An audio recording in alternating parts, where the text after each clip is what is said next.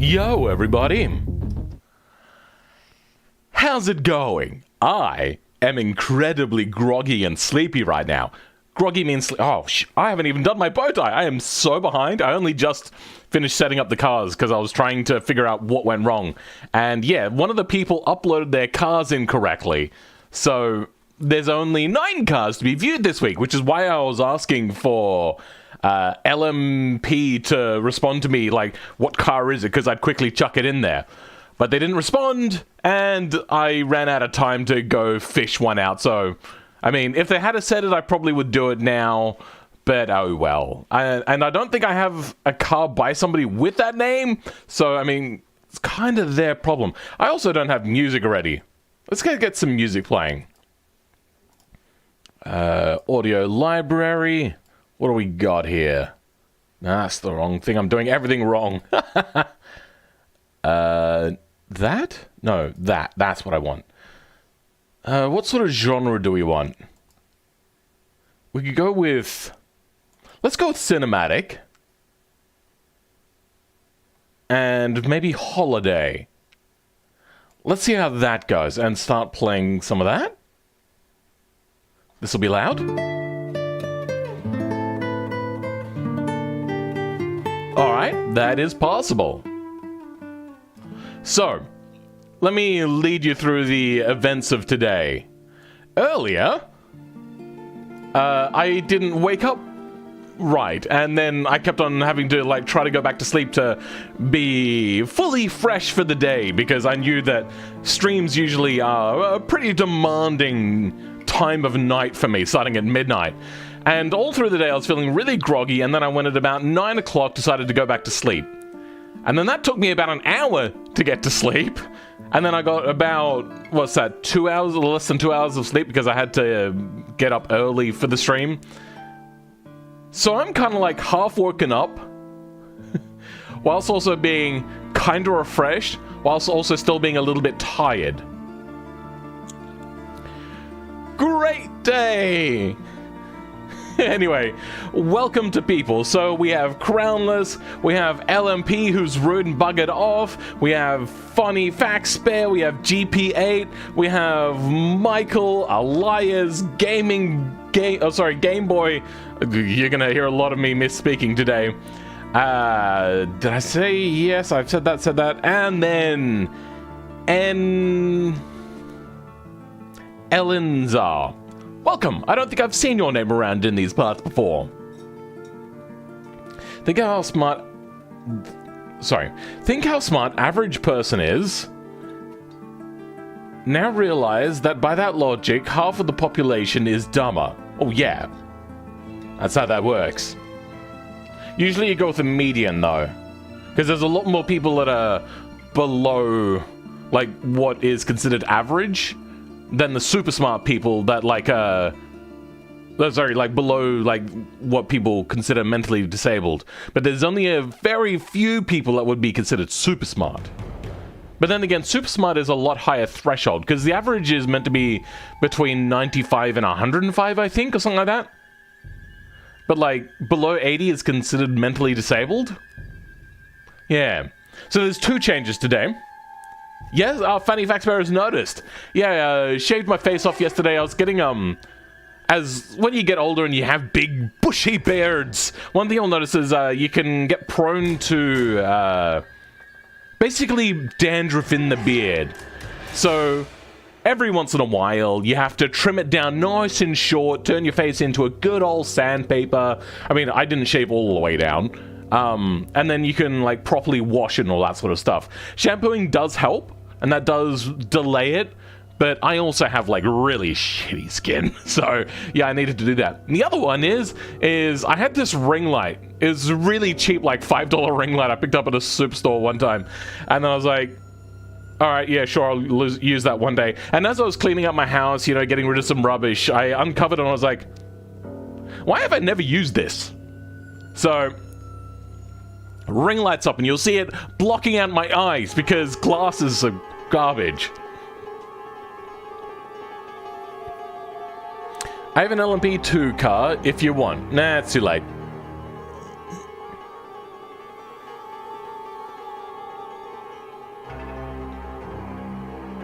Your cat is there too? Good to hear.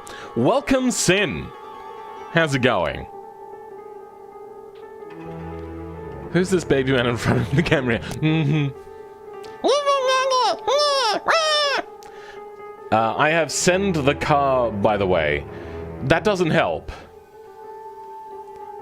These are the cars we're testing today. You had your chance to respond to me and you didn't. It is 14:40 here in Sweden. What time is it here for me? My stream starts pretty much dead on every time at midnight on Monday. So just count. The stream's been going for what, 16 minutes now? So yeah, it's 12:16 right now.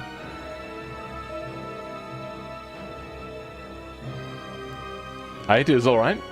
Well, anyway, let's have a look at the cars we have here. We have a very unusual smattering of cars. This is one that I saw last week and really wanted to try, but they stuffed up the link and it was too late by the time they got back to me. This one was top of the list.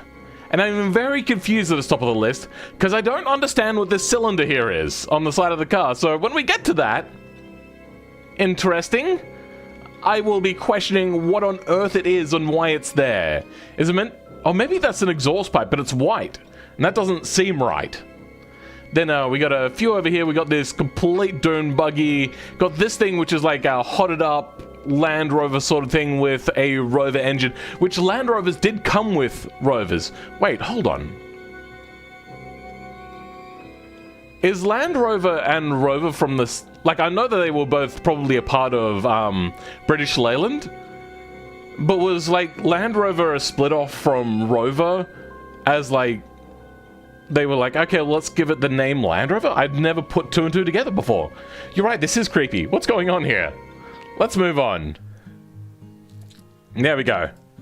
Thank you there, Crownless. That was weird. Snorkel? No, that's not a snorkel. Why does the car look so small? Why does that car look so small? You mean this one? Because that's using the Porsche... What is it, 804 body or whatever? Yeah, that is just a small car. Or you're talking about this one because it's like half shuttered behind this big monstrous vehicle.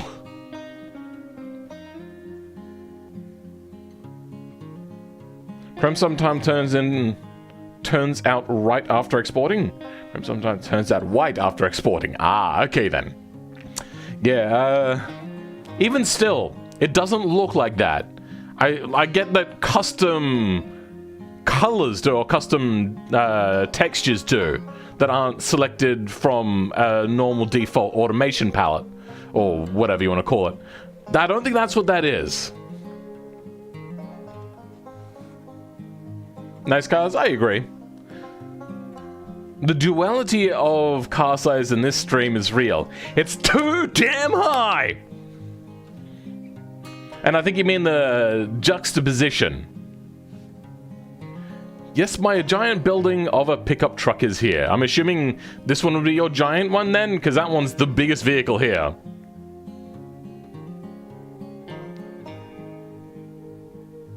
Some of them are really nicely decorated, I agree. It looks so huge. I kinda agree with other ones. In compare? I don't think that's a word. Anyway, if anybody is wondering why there's a slot missing, this guy here somehow uploaded their mod in a way which I have never seen before. Let me just bring up the link. I have never seen this before. Nothing has ever shown up like this before. Let me show you an example of what a normal one looks like. Is this a normal link? Good, okay. Here's a normal link.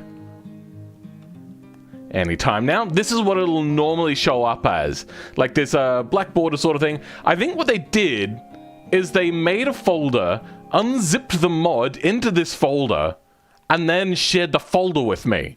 I think that's what's happened here.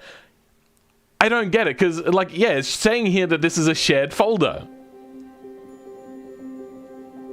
Even here, up in the thing, you probably won't be able to see it because my head's probably in the way, but they unzipped it into a folder and then shared the folder with me.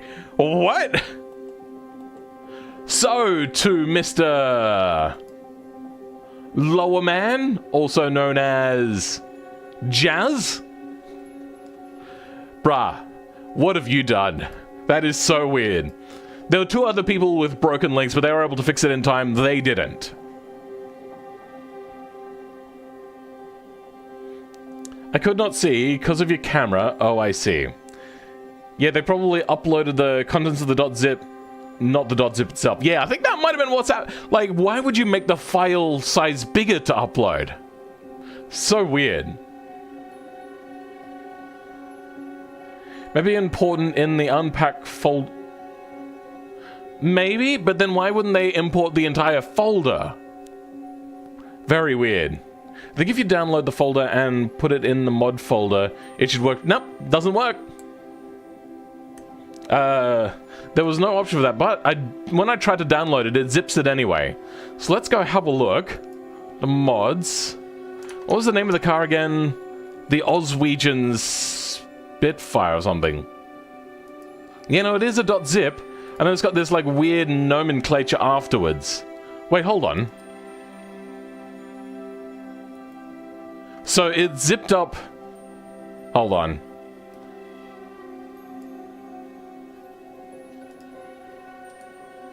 This is so weird what they've done. How do I zip this again? I am not awake enough for this. Add to archive. Zip. Do that. And then Oswegian Spiff can go away. And now it's on there. Let's see if that will sometimes fix it. Mods. Oswegian. Okay, let's deactivate that and reactivate that. Then go into vehicles. And do we have another car? No, we don't. Okay, doesn't work. No mod for you. Maybe it isn't J-Bum, forgot to zip it after.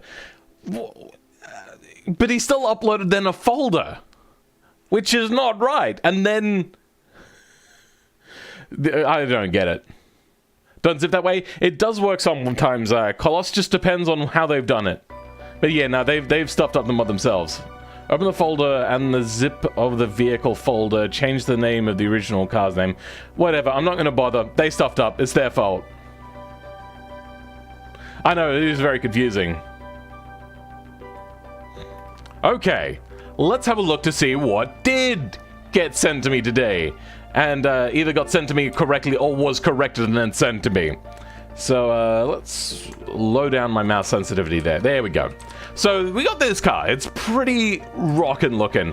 I think it was meant to come in a different color, but this does have a very powerful engine in it. Oh, look at that. We got like roof liner. We don't have pillar liner, do we? No. Oh, that's a big fail. No, I'm joking. Wait, is that glowing?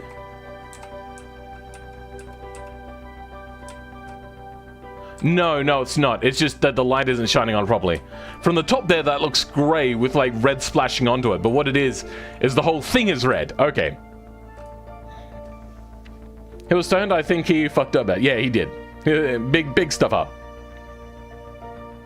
Am I going to use my steering wheel? No! I go over this a lot. Like, one of the things is, I hate using my sim rig. Actually, no, hold on.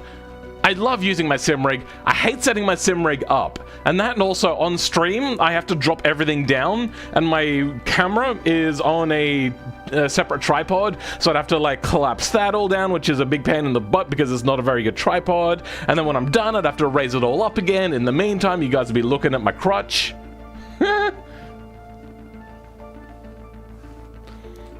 We have an American land yacht. Nice. We have 2 of them. First vehicle is huge as well. It is pretty big. Now, hold on. Let's say our head is sitting about here. That gauge is a little bit tucked away and hard to see back there. So, as I've said a bunch of different times, this here is generally the hole for the steering wheel, not for gauges. Gauge clusters will sit on top of this and like even cover up this vent area, because that vent area would go and then it would stop around that area. That's not generally how that's probably meant to be used. And the steering wheel is... okay, so it's a car for amputees. Because I'm not being able to fit my legs through that. Sim rigs are a pain indeed, too much to set up. What I have is a space frame that I welded up for myself, and I've got an incredibly heavy seat on there because I had a seat laying around, so that's why I did this. Otherwise I would have just clamped it to my desk again. But also, I'm gonna move this out of the way in case it's in shot. Yeah, the space frame itself is quite heavy. I would actually like to get a, like, buckety racing seat that's really light, and I think that would make this a lot more pleasant. But yeah. Also, I'm using a standing desk, so it's a real pain. I do like standing during streams. There is no gauge? No, there's a gauge there. Right down in there. You can't see it, but there it is. They've covered part of it up for some reason. At least you have some proper equipment. I have to deal with keyboard and a cheap office mouse. I was able to win a bunch of races over the weekend with a controller. Though my car was the fastest, but anyway. It might be a little close to the seats. A smidge. Crotch cam? Yeah. Alright, so that is this. They've done a fairly good job of actually filling in the dash area, so that's good. I do love the new dash fillers. I use them all the time. I don't bother with the half circle stuff anymore. Then in the back here, it seems that they've covered up a bunch of this. Yeah, you can see here that they've done some work. But they didn't do the pillars. Yeah, the pillars are not done, which is fine. I mean, I wouldn't do the pillars. Most of the time, I don't even do the roof. But yeah, weird. I don't know what's happening here. What the hell? Some weirdness is happening there. We're also getting some shake. Not entirely sure why. Now, what we do have here is some sun visors. Oh, and they've accidentally made a cloth, which makes it shiny, because cloth, for some reason, exports incorrectly. But no rear view vision mirror. Okay. Sure. I also do love the fact that this is one of these... Yep. Okay, so we got extra column shifts. Column, indicatory, mirrory swipe things. And then what's most likely here, a column shifter. So then that way you can change gears. Because you can't have a gearbox in the middle on a bench seat front seat. So yeah, that's that. That's pretty cool. Then coming down the back here, we've got a spare tire on there, so they thought about this at least a little bit, which is good. Most people, like, they'll just put things on there, but they thought about this. They put that on there, and then they've made it so shiny that here, there's a reflection of another car. Let's get closer to that. Yep, that's a reflection of those cars down there.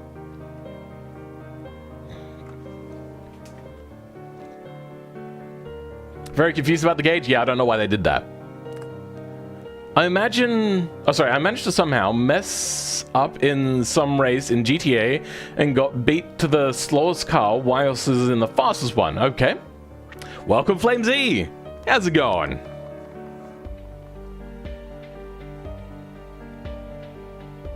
Can't see speed or fuel? Yeah, I know. You just have to... You have to be in tune with the car. You have to know it, man. Man, I have to appreciate the work on this interior. To be honest, I really don't bother with them in automation because the camera is too wonky.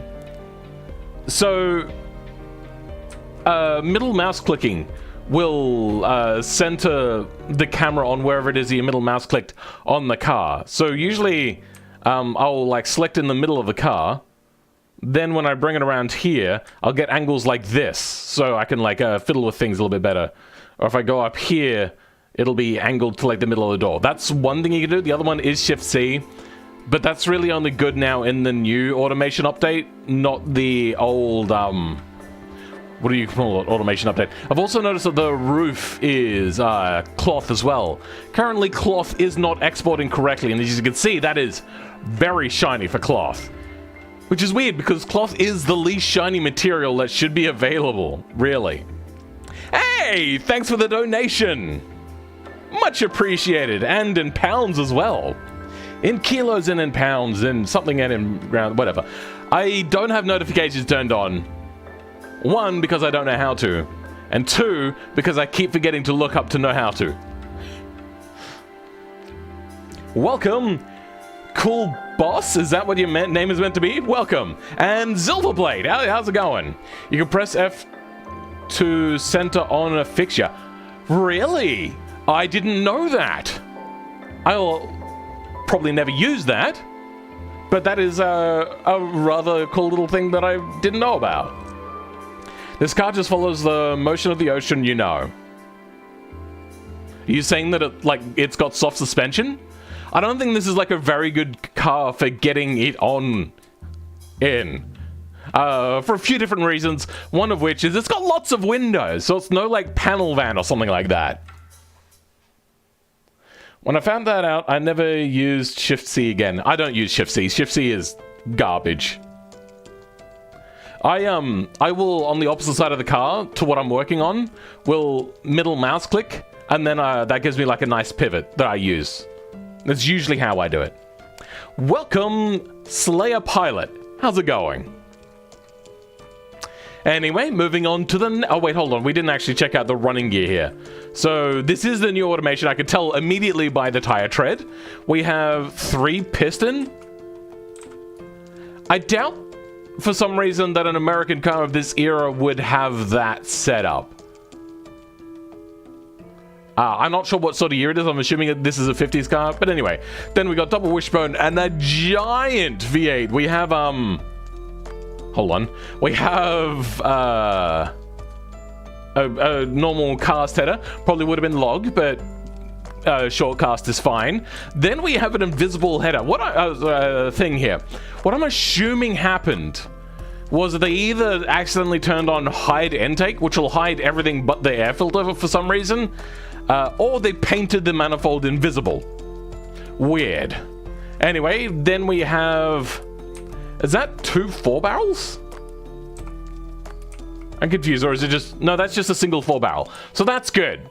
They have actual things here. And then this is also a push rod head. So that is good. They didn't just go, but other one makes more power, so I put other one on. Which is fine if you don't care about a realism score or being like realistic in any sort of way. You can create bonkers out there cars, but what I do here is usually judge a lot based upon realism. A lot of the time.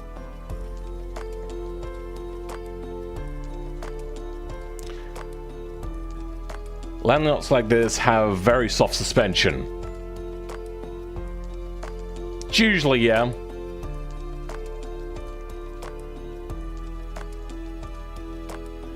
I tried to sound like a hippie. It doesn't have soft suspension. The suspension is very hard.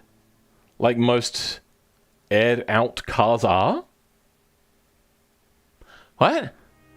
Are you trying to make a joke because the body roll for convertible cars are usually worse than normal cars? More roly-poly. Welcome, Gixer. How's it going, bruv? And Gage Dykstra.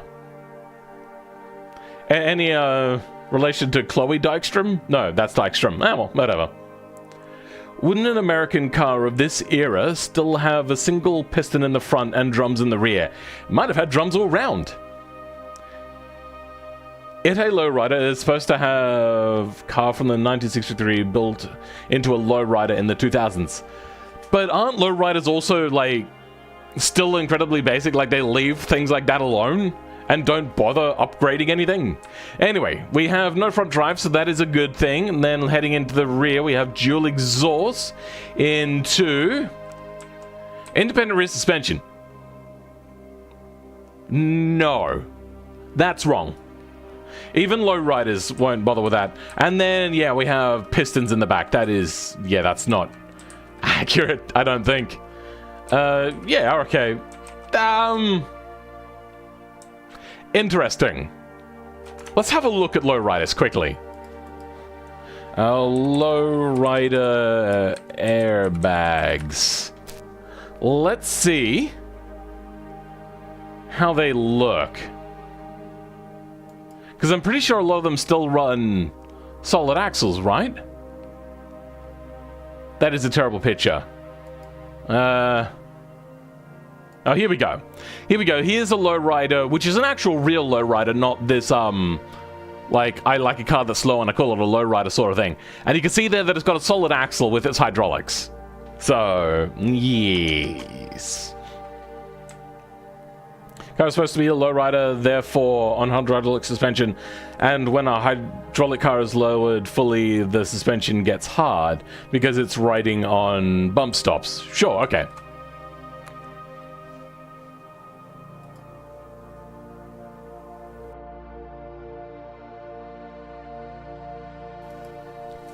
Sorry about that. Just had a bit of a cough. Then we have this, which is meant to be my Porsche 804 body. This one is interesting. I wish they had gone in and turned the shininess down. I can actually go in and quickly show you guys how to do this by the end of the stream if you guys want me to go over that. Because we are down a car anyway. If I'm not mistaken, lowriders do have independent rear suspension, right? No, that is wrong. Look how tiny this thing is. It is pretty small. Not a sneeze, a cough. I'm not Queen Elizabeth II. As in, like, she's now got corona.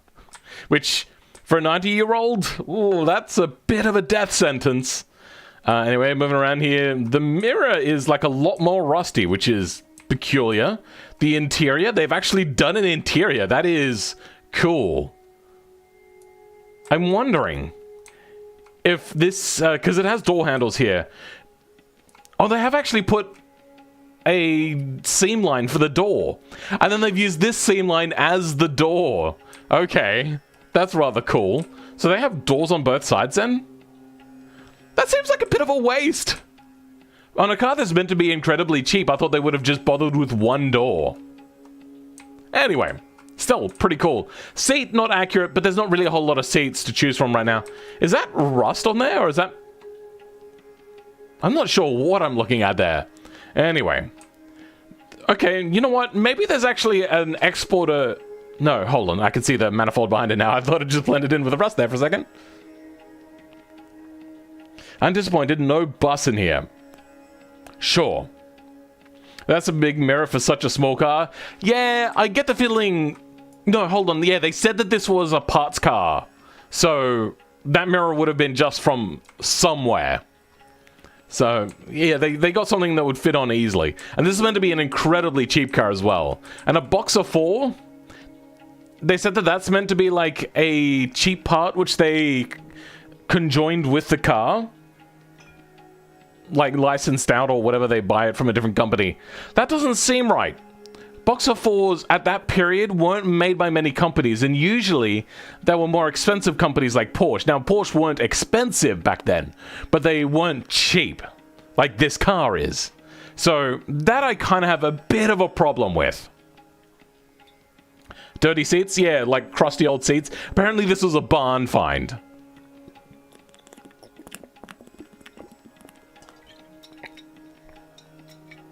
The car I made mine from had independent suspension. All lowriders may not be the same. This is a 50s car, so they probably would have kept the 50s suspension. So that's why that one being on independent suspension is most likely just wrong. It's a Volkswagen Beetle Flat 4. Oh, you're right. There was that. I completely forgot. My bad. Okay, yep. Thanks, guys. Alright, now I am completely fine with that. Except for the fact that there's no, like, cooling fins on it. And there's vents of some sort?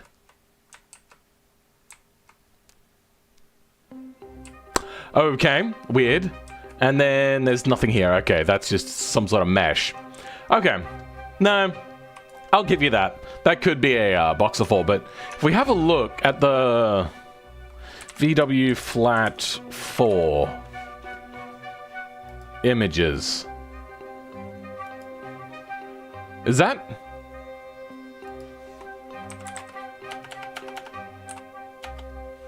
Beetle Flat 4 engine. That's a better picture. That's a 3D picture. Anyway, it's got like a lot of cooling fins on there. I would have loved if they had tried to do something with that. Like, even if that took like a lot of polygons, like they put a whole bunch of like shapes in there, which like broadened out to make it look like cooling fins, that would have been mwah, the piece de resistance. Now, I get it. You probably didn't think of it. But that would have been cool if you had have done that. I would have been absolutely in love with this if you had have done that. It's not 50s and 1963 resto mods. Okay, sure. So what you're saying is it's a very unlikely resto mod. Cool, let's move on to this one.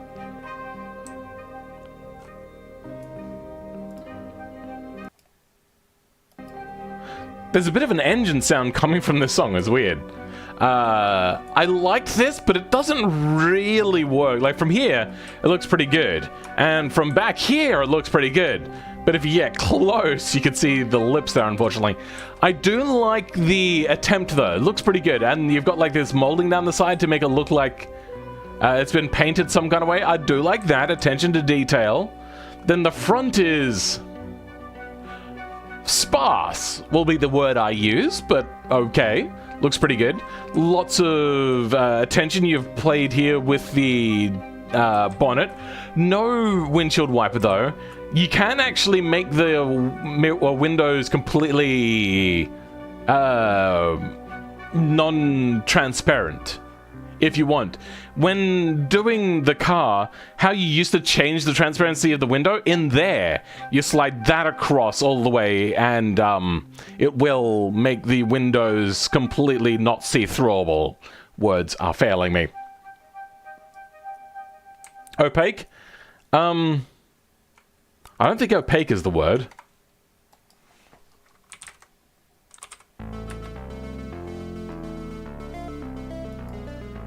I suppose opaque could be the word, but it's still glass, which is why I don't feel right about it. Oh, yeah, no, here we go. Opaque is like semi-transparent, is it? Hold on. Oh, there we go. Not able to be seen through, not transparent. Okay, yep. Then what's this? Why they lie to me? Oh, here we go. This is a window. And then it goes up to opaque. Okay, good. Yep. Thank you. I haven't been in school in a very long time. Yeah, the window opacity. Okay, cool. That's the one. Opacity. You're right. Then we have 3 piston brakes on this one. Fairly big. Wait, hold on. I thought this was a muscle car. Why does it have push-rod suspension in the front? Okay, so it's got no front drive, so it is just a mid-transverse engine. That is a V10 with a race intake and like race exhaust almost. Dual overhead cams. Is that 4 or 5 valves per cylinder? That's 5 valves per cylinder. Then over here we got 2 pistons and more push rod. Usually push rod in a rear engine, like a rear biased engine like this, won't usually have push rod. Usually for like space constraints, like engines don't usually fit as compactly as that does in this game. So that is unusual. I was not expecting that. Also, the brakes are more powerful in the front compared to the rear. Not right. Semi-transparent is translucent. Yeah, I know. Which is why I was confused about this one. Even when I looked at this, I went, that's not right. Something seems wrong here. Anyway. Interesting car. Kinda some good design cues here. I am just not sold on this whole middle fixture here. Something just doesn't sit right. It just doesn't look right to me. But then again, that's probably like calling it a Vegemite car, where it's like either you love it or you hate it sort of thing, most likely. For me, I'm not a lover of that. It probably actually would have been fairly good if they had chosen one of the ones that were like set off to one side more than the other. Because being right in the middle, I think, is what makes that look a little bit weird. Transverse V10? Yeah, very weird. But then again, I found out that the Lamborghini Miura, that is actually a transverse engine. I didn't know that. I'm pretty sure it's also a V12, but yeah. I always thought that Lamborghini placed their engines longitudinally. I mean, that sort of brake setup can work in mid-engine car. The problem is you're going to lock up your brakes a lot on the front, and that can cause issues when going around a corner, weight transferring, all that sort of stuff. I don't know.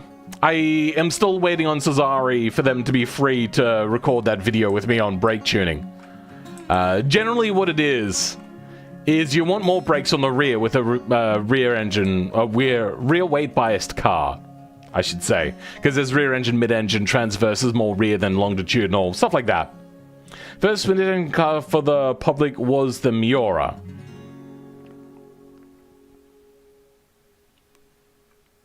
Was it? I somehow don't think that's correct. Like, I know that people claim it to be the first supercar because it's mid-engine and a V12 or something, right?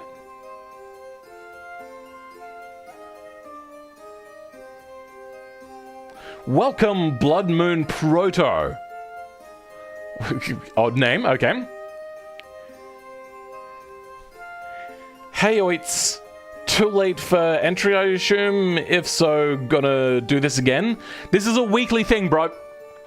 You go to my subreddit, which is linked in the description, and you submit a car. For some reason, I am very snotty right now. I'm gonna drink some more water. Hopefully that'll help me.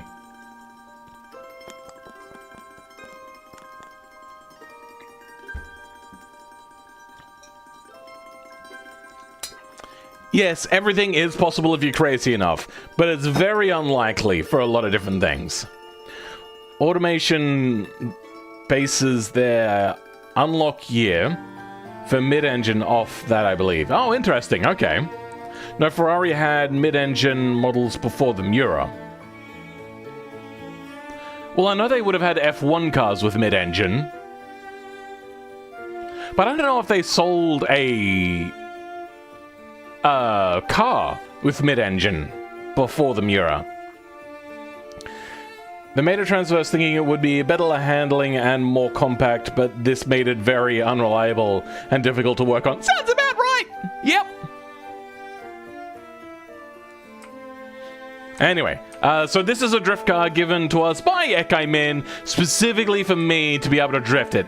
Now, I can drift cars, but usually I can't drift Ekai Min's cars, so hopefully this works out for me. We shall see. I'm going to use it with a controller and see how that works. So this is an inline 6. I'm assuming probably something like a, Oh, it's naturally aspirated. Interesting. Then we have a variable intake manifold for that wider torque band. We have 3 piston there, yep. And double wishbone going out to the rear. I'm assuming this is meant to be like a JDM car. Independent rear suspension, multi-link into 6 piston on the rear. Okay, so they want this thing to lock up the rear brakes a lot. What the hell? Ah, they've used mirrors for adding weight to the rear. There's probably better ways of doing this with lower polygon things, but to each their own, I suppose. That's just how they've done it. I would usually do it through JBeam editing myself. I also do love the fact that they've gone the stretch tire. That's pretty good. I'm also noticing that this is not a sports compound. This is like a medium compound, which is pretty cool. Didn't engine position depend on the car body? I don't know. There was a mid-engine land speed car from the 1920s. It didn't work. No, we're talking about road cars right now. Welcome, Jumbo Jacob. How's it going? 1962 Rene Bonnet D-Jet is the world's first rear mid-engine production road car. Let's have a look. Copy that. Come over here. Images. Oh. That kind of looks good from certain angles. Then you look at this and go, oh my god, what have they done? What was the other one I saw? Yeah, this as well. From this angle, that is not a good-looking car. And then from the rear, it's also not a particularly good-looking car. Oh my goodness. And then a side hood for... Okay, sure, whatever. Your choice, I suppose. That looks like, yes, it is mid-engine. Okay. Yeah, the engine is in front of the axle. Is that a 3 or a 4-cylinder? Interesting. And I'm wondering if it's also mechanical injection, because things with jet, like D-jet, are usually a type of fuel injection. I know that because I first learned about mechanical fuel injection with my Volvo, which had K-jet injection. And that was like a really easy car to tune, because all you had to do was like fiddle a little bit of screw and then you put more fuel into the car. Well, it's French? Yeah, okay. That's a whole thing about, like, the French kind of, like, I swear they know how to make a car look good. But then they're just like, let's try to make it look ugly. Very weird. Not gonna lie, I like it. It is pretty weird. It is very weird, in my opinion, anyway. Then we got a fake spoiler on the back. Hold on, let's tab over to this car. Yep, that is a fake spoiler. And then coming into here, we have a very weird looking handbrake that's attached to a pivot point there. That's peculiar. Okay. Objects in mirror are losing. I love it. Amazing. Roll cage in here. Fairly good, but usually this cross member will go all the way across. And usually that one has to be interrupted. Sorry. Has to be not interrupted, usually. But I don't know, it's been quite a while. And then, oh, they've got like actual mounting plates. They've put a lot of effort into this. I don't think this would have come as a complete mod. There's a lot of detail in here. I am wondering if this is a like mod which you scale up to put into your car. Because this doesn't meet the lines of the car, but it is pretty good with like this line. I get the feeling it is custom. Like, this doesn't line up either. So that, yeah, that leads me to think that this is a complete custom cage. They have put a lot of effort into this. Good golly, Miss Molly. But then again, this is a drift car. This is incorrect. Because it's not if the person is behind. Because sometimes you have to trail and you can still win. Or sometimes the person behind you... Because, like, you don't go side by side into drifting. You go, like, staggered start. For a leading and a trailing car. Ah, yes. The Bosch K-Jectronic fuel injector. Yes. 2005 Renault Clio. Now that is a good-looking French car. Only the V6.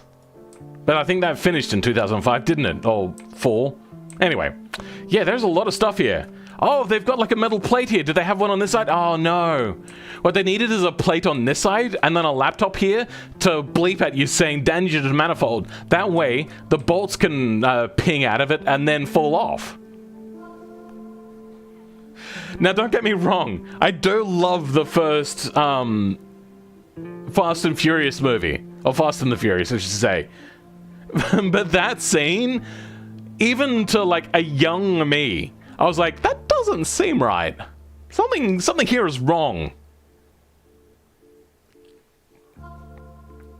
Not enough wiring mess in the car. Yeah, you're right. Because drift cars are usually like a bit of a hodgepodge and not usually well done for wiring. Now the V6 is way too much power. It was a cornering car? Okay, weird. Welcome, Taracraft. Nice hair? Thanks, bruv. Ugh, I was going the wrong way. Oh, hold on. We got another thing up here. Is that a spoiler? No, it's not. Okay, so just fake. But it does look pretty cool. I do like it. Though, I don't know why you would want to reduce lift on a drift car. That seems counterproductive. But I suppose you also do want downforce on a drift car, depending on what you're doing. Anyway, then we've got this car. Let's go see. It is hollow, like it might be an exhaust. But I get the feeling it's not. Weird. Comes down and then just stops. But then we do have massive exhaust pipes. Apparently this is a resto mod where they put a bigger engine into it. No, it actually has exhaust coming out the back. Is that meant to be cast iron? Is that the new cast iron mod that's broken as hell? And then, yeah, they've got the chrome exporting issue, which, you can fix that. But you have to know JBeam editing for that. Or not JBeam editing, but materials editing. 90% of that movie was a dose of what? I don't think too much about it, honestly. I just enjoy it for what it is. A bunch of cool cars and people that speak weirdly because they thought that talking in a lower voice at that time period made them cooler and edgy and all that sort of stuff. And before someone made beer can skyline. What? I don't know what it is you're trying to say. Check the nodes on that tube. Oh, okay, yeah, all right. The cast iron broke. Okay. I get the feeling this is not three-dimensional. Hold on, that was wrong. Engine. Oh, so it is a snorkel. Because one of them is a one of the engine nodes will be for frick, what's it called? For air intake. I don't know where they've got two up here, and that will also mess with the cooling. But then we've also got interior nodes here. That's probably for the actual interior. So this is weird. I don't know why they've done this. It is a very heavy car. That is 2.1 tons. Jesus. Which is over 4,000. Oops, gotta try to fix that. The material that is. Oh, is this your car, Silverblade? Or is the material yours? Yeah, no, the material never works for me. It's always just very weird. Welcome, Nexagon. How's it going? I feel well on your way to 3K subs, AC. Subs in the last week or two have been a lot slower. There was like a couple of days there where like it had a bunch, but the rest of them, it's slowing down. So usually from like late November is when views start to really crank up for us YouTubers. Peak in about December, late December, and then in January, usually it'll kind of hump off around there, and it will become its minimum at about April-ish. And then after then, it gets a lot quieter. We also had a lot more because of the new automation update and everything. Has anyone rickrolled you these mods? A little bit, but not exactly the rickroll, because rickrolling is old. And that is a very old meme. Because apparently there was a rickroll sticker for automation shortly after Beam Export was introduced. Oh, okay, weird. Now the material is my mod, I need to add a scale thing. Okay, fair enough. Welcome SynLab, how's it going? Spelled with an S this time and not the other type of sin. Philman, how exactly do you edit cars in-game in Beam? It would be handy to know so I can tweak my three-wheeler. The first step is find your mod in Mods Manager. So say like this one. If we just click this off, you'll see all of the cars here. So say like this one. That's not right.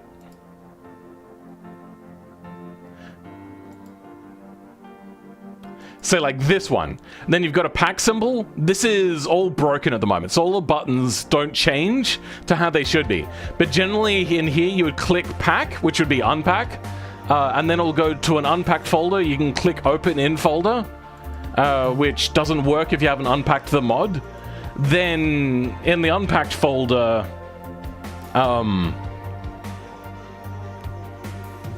you can just edit it there, and then come back to BeamNG and hit Control R, and that will reset the car after you change things. I tried to make a Rickroll barcode decal, but when I tested it, it didn't work. Oh, okay then. Why is sinning not allowed? Huh? I'm confused. Have you tried making any recent mod cars with the automation add-on for Blender? No, I haven't. Why? What does it do? I tried my K car up Bathurst, and my god, it's gutless. Bathurst is not meant for low-powered cars. Just putting that out there. And it's also not for non-ABS cars as well. My god, that thing is... Yeah, we got a video coming out on that soon. Very detailed front end, but because of the way the Chrome is mis-exporting at the moment, where it's always got the most amount of scratches, it doesn't look right. Something looks off about it. Let's... Yeah, okay. If we tab off of it, it looks a lot better. So the reflections aren't correct, which is good. Okay, coming around to the back. Looks pretty good. I have not noticed that this thing has a weird fin on it before. Weird. I don't think I've ever used this body before. Anyway, let's have a look to see what sort of running gear we got. We got 6 piston. Okay, that's overkill. Is this a drag car? Don't think so. What tread is that? Weird, I don't know. Anyway, twin turbo V10 push rod, which is good. Realistic, they went with an engine that actually exists, or could exist. Because big non-push rod engines are quite rare. And if they do exist, they're usually more expensive, like your Mercedes and such. Then going into the back here, we got leaf spring still, which is awesome. If you're trying to put a lot of power down, it is a lot easier to use a solid axle diff, so I do appreciate that they stuck with that. But yeah, that's pretty cool. On to like weird wheels, man. And then a disc, but no pistons. That's confusing. Anyway, that is that. I actually built the chrome parts as still because the chrome export white. Chrome doesn't export white, chrome exports scratched. I mainly use it to import the material so I don't have to open the startup.blend, so you can do a lot more stuff. I don't know much about it yet. Oh, okay. Maybe I will use it, because I don't really mind that much, but it is a bit of an annoyance having to go find up the startup file. So yeah, maybe I will give it a try. Big block V8, that is a... It did look pretty big for a V8. And then they got the spare wheel back there, then the interior. This does still look enamel. I wonder... No, that is leather. Okay, so a lot of these dashes from this sort of time period would be enamel steel. Enamel paint on steel. Scratchy chrome again. Lots of scratchy stuff here. That is weird. I don't know what they've done here. Then cool looking gauges. Race buckety modern seats. I'm assuming that's a column shifter for an... a column shift thing here. Weird bracket, but okay, I suppose. I know that they probably would run a bracket for this sort of thing, but that does look a bit weird. Yeah, this is an automatic as well. Okay. I was submitted a few cars after my mid-March exam is over. I'm very excited. Oh, okay then. Cool, Nexagon. I look forward to seeing your cars. Unless I don't like it, then I won't vote on it. I'm joking. But having a good-looking car does really help you get the votes. Anyway, then we've got this thing, which is meant to be a hotted-up, like, similar to a Land Rover sort of thing. What is this? Is this a... Terra?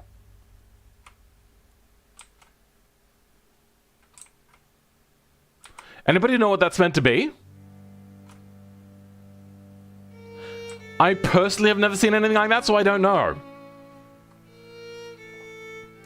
I use steel for the chrome parts of my car, the first one, to prevent it from looking scratchy. Yeah, I've gone in and I've edited the material to make it more opaque myself, and then I realized not really worth it.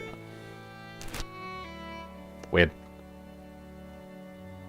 I'm gonna have to submit one of my instant insanity builds for this at some point. Okay, so lab, go for it. Welcome, Jiaoxim Kylehammer. God damn your name, bro. Looks more like Range Rover. What did I say? Did I say Land Rover? I meant the British one.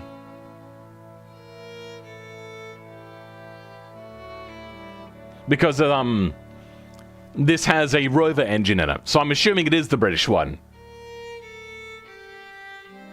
I feel like it's some sort of off-roading accessory. No! Really? Bruh. Heavy duty AC? Maybe, but I still doubt it. First aid kit? Possibly? Any parameters I should know about the vehicles before I post? Nope. It is generally open for cars that you are proud of. Anyway, let's go in and have a look at the running gear first on this. Very open sort of bumper for that sort of bumper, but okay, that is up to you. We have an overhead valve, V8, single turbo. I love it, and that is a pretty big turbo as well. I was wondering why I couldn't see the exhaust housing. It's because it doesn't exist. Great. Twin manifold. Interesting. I suppose a lot of British car modding scene stuff, they do make aftermarket manifolds. I thought they would have kept it a single plenum though, but sure, okay. Then we have 2-piston, 4-piston brakes on the front, double wishbone suspension, all-wheel drive by the looks of it, coming down into a solid axle spring. Okay, I don't actually know what the Land Rovers, or whatever it is, the British one, have. Range Rover is Land Rover car. Land Rover was made as an SUV brand for Rover. I hate that so much. Then there's also the Japanese Toyota Land Cruiser. I get them all mixed up, and I hate it. I hate it all over. Welcome, Ephthymus. How's it going? Peculiar name. Anyway, so the running gear is fairly standard, I suppose. That's what you'd expect, sort of thing. I do like the idea that they went with a single turbo, though. That's sure. Okay. Then in here we've got button transmission. Interesting. Okay. Common, that? Very uncommon. I've only ever actually personally ever seen that on a Valiant, which is an Australian version of a Chrysler. Also, if they had to turn this 3D thing around, it would have been rounded, which I thought would have fit more for an interior part. As yeah, you can see here, it's smooth and round. Maybe it looked weird, so they turned it around? I don't know. Weird. I just assume that most people want a, like when they're designing these cars, they want a smoother dash. Then having a look in here, oh, this is like the flip down. I love it. Great. Then in the back, oh, there's no rear folding seats. Isn't that a big thing for the British? They like to have like rear folding seats and these sorts of things to fit more people in, even though on most cars, sorry, with most cars, it'll only have like one driver and no other passenger, like one person, no passengers. Then on here we've got, I don't know. Then, hold on, why is that so thick? That is a thick boy. Let's go down and see the tire thickness. That is way too thick to be for a spare tire like this. Whoa! Okay, weird. Have they got 2 spare tires in there? What's going on here? What is that transmission? Why does it exist? Yeah, I don't know, man. LMS? I'm assuming that's low, medium, slow? I don't know. Because it's an off-roader, they've got lots of, like, lockers and stuff like that. Button gear selectors. That is thick. Yeah, very thick. So, interesting car. We might actually have to read up on the lore of this one a little bit. Then we've got a real off-road car, but also very low.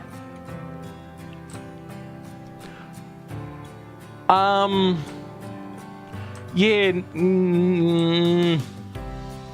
I feel the wheels would be, the tires would be narrower and taller as well for being off-road. Because even cross-plies are still considered good for off-road in nowadays standards.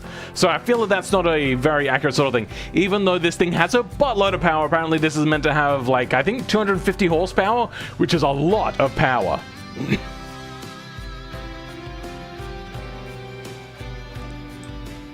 Looks like an Atom. It doesn't... No, not an Atom. But it does look like one of those sorts of vehicles, I do agree. Say goodbye to your spine in this thing. I'm assuming it's going to be something like that. Then, once again, really stupidly thick compared to the actual tire thickness.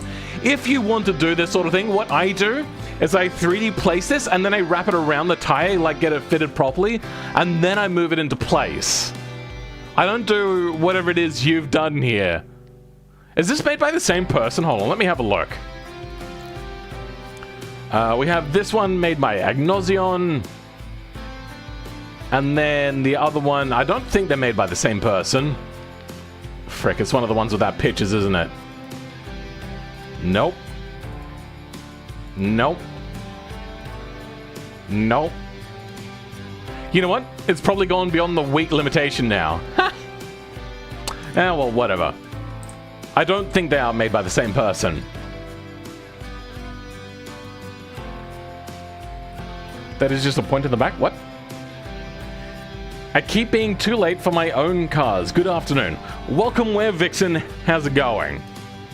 That's basically what I did for the spare wheel. Yeah, I'm not sure what happened here, though. Like, that feels... Yeah, that is way too thick for that tire. Anyway, moving into here, we have a turbo engine. Very unusual for these off-roader sort of cars, because you usually want them to be, like, incredibly robust, which means you generally won't have you won't see turbos on them very often. Also, turbos on cars like this become expensive to manufacture, and they want to keep them as cheap as possible because they're not road cars, and people are less likely to buy them the more expensive they are. So, I know that this is meant to be a sports version, as per the big giant wing on the back, but yeah, that feels like a problem. Feels like a real problem. But either way, they've gone for it. Whether it sells well or not, I suppose is down to them. But I'm guessing that this thing won't sell well. 1, because of that, 2, because of suspension clearance, and 3, because of the tires that are on there. Not what most people would see. Basically what I did for the spare wheel, I made the buggy.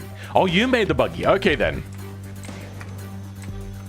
I feel that that is much thicker than that. I guarantee you they are not the same thickness, even with an optical illusion. That doesn't look right. Oh god. Then we've got this car. I mean, they've tried to put an interior in. So if you got a car with big doors, that generally means that the seats are a little bit further forward, so then it's easier to get into the back. And generally also you'll have seats that fold, not these sorts of seats which don't fold. That's going to be a bit of a problem.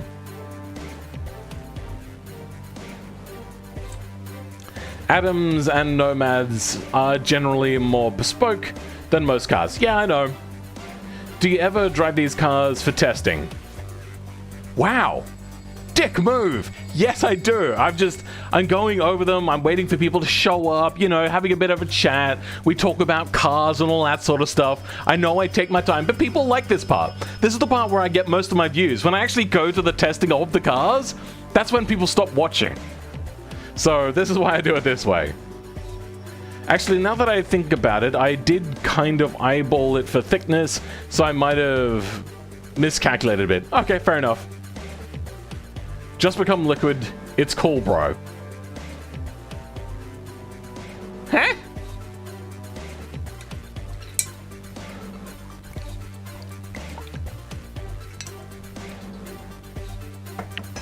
What is it, make like a tree and stick around?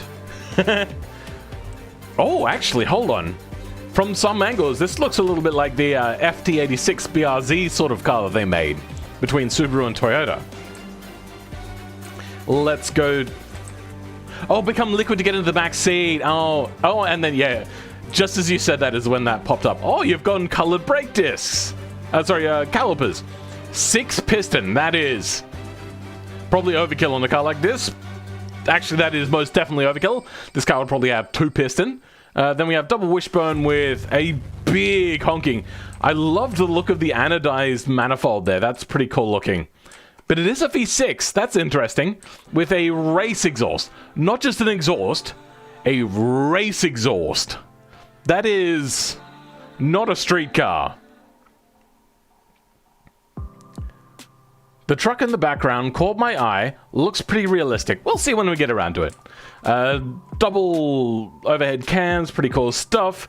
We have front drive, and then coming out we have Rear drive on two piston brakes, massively imbalanced, so we'll see how that works out for them. They may have tuned it still to be not hot garbage, which I would assume. Then the back, it looks like something, but I can't tell what. One thing I am gonna say though, that doesn't fit. That's not right. Also, feels shallow, weird. Anyway. Interesting. The exhausts probably should come out further than that, because the exhaust coming out here will burn and melt the plastic and crackle any sort of paint that's on there. That's not out far enough, unfortunately. You will probably have to place it three-dimensionally a lot of times for these sorts of things and move them out further. Weird slit. I probably, like, usually when I do this sort of thing, I don't use that vent for, like, rear wheel housing, rear wheel well venting. But if I was to do it with that fixture, I would still at least make it horizontally aligned, so then it at least looks like it's coming from that area. That's a personal thing.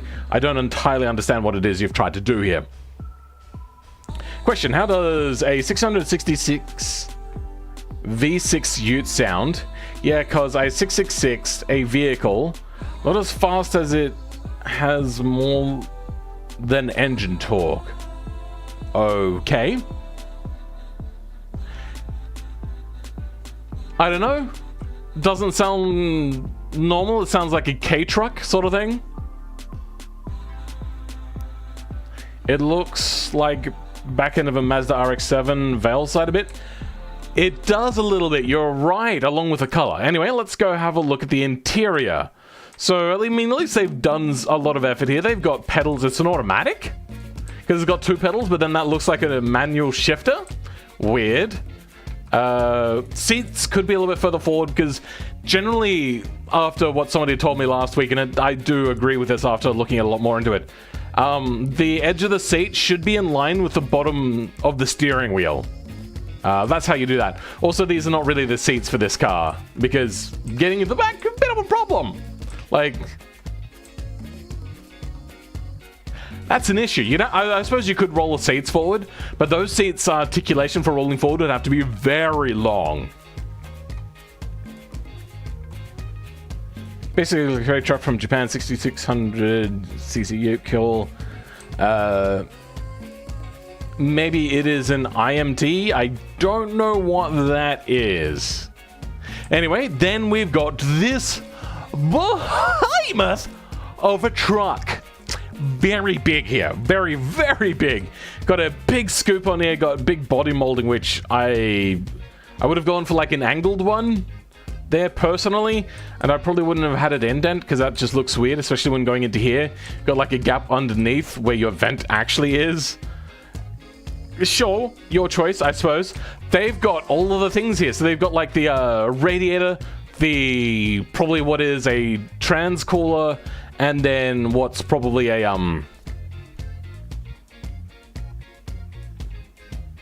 air conditioning condenser. Then in here we've got a quad cam twin turbo. So this is meant to be a diesel. I don't think diesels come with quad cams, do they? V8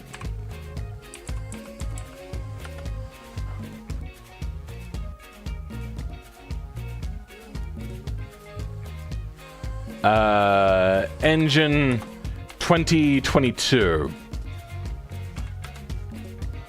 Search, please. I don't know why hitting enter wasn't working. What do we got here?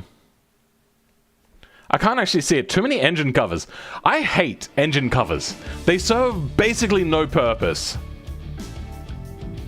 That does look like quad cam. Yeah, I think I see quad cam there. So, okay. That I will go with. I'll say that. Oh, a 1000 Newton meter of torque K-truck sounds fun. Weird.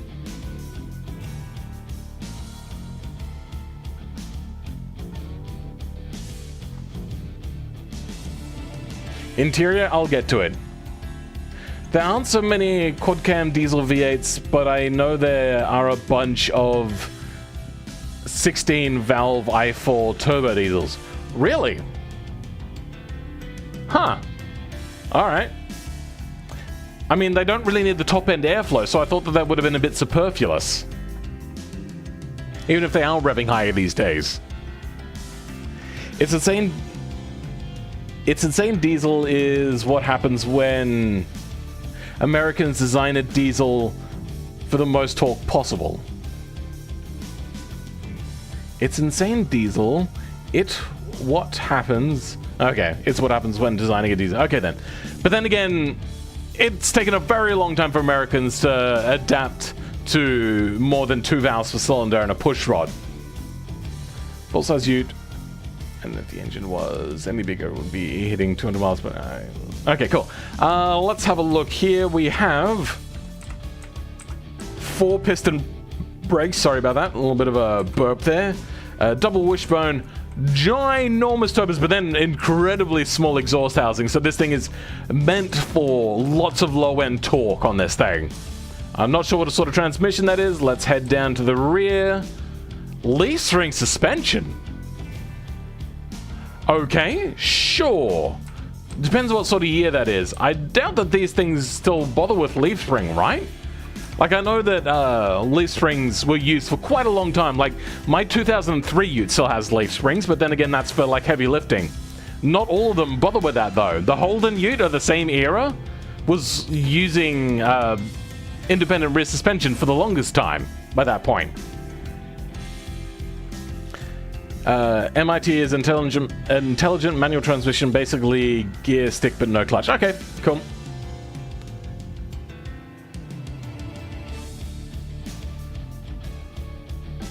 American trucks will usually have leaf spring on the rear. Oh, okay.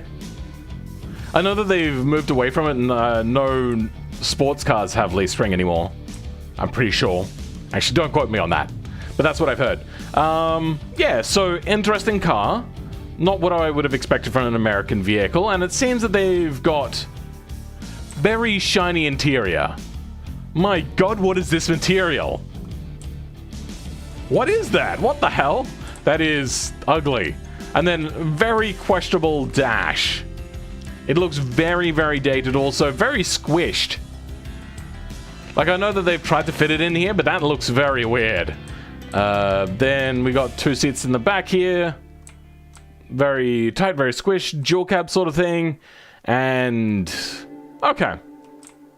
Interesting. They do have... hold on. What? Why? They have a rear windshield wiper, which is very... unusual for a ute or an American truck. But then we got 2 other issues. That is only going to be able to wipe up to about here, and then it's going to have to go back down again. That's not going to be able to wipe the entire thing. 2, even if it was smaller, it would interfere with whatever this like rear window slide thing is that you're going on here. So I get the feeling they did that to troll me. And yeah, they have trolled me. They've also got 2 bar brake lights. Weird.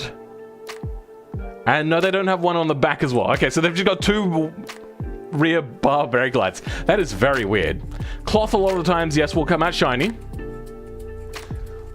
Looks like the 80s, the dash, yeah. I mean, there are some people that are making dashes now look more retro style because people kind of like that era now. But that was too much into the 80s, and it was also squished, which is weird. I thought all diesels were 2 valve per cylinder. That's what I thought as well. Guessing they use cloth? Maybe. Who knows? That actually looks like plastic. This is actually old automation. So the cloth export, I don't believe, is an issue. What do we have here? Yeah, we have a ladder chassis as well. So they've gone with like a quad can engine, put on a ladder chassis. Okay. Then up here, we've got an aerial. Okay, that's a weird aerial. With roof racks like that. That is very weird. Okay. I think it's now time to start testing out these cars. This is straight up a cutting board. The wheel flap hinges. Oh, thingies. The wheel flap thingies.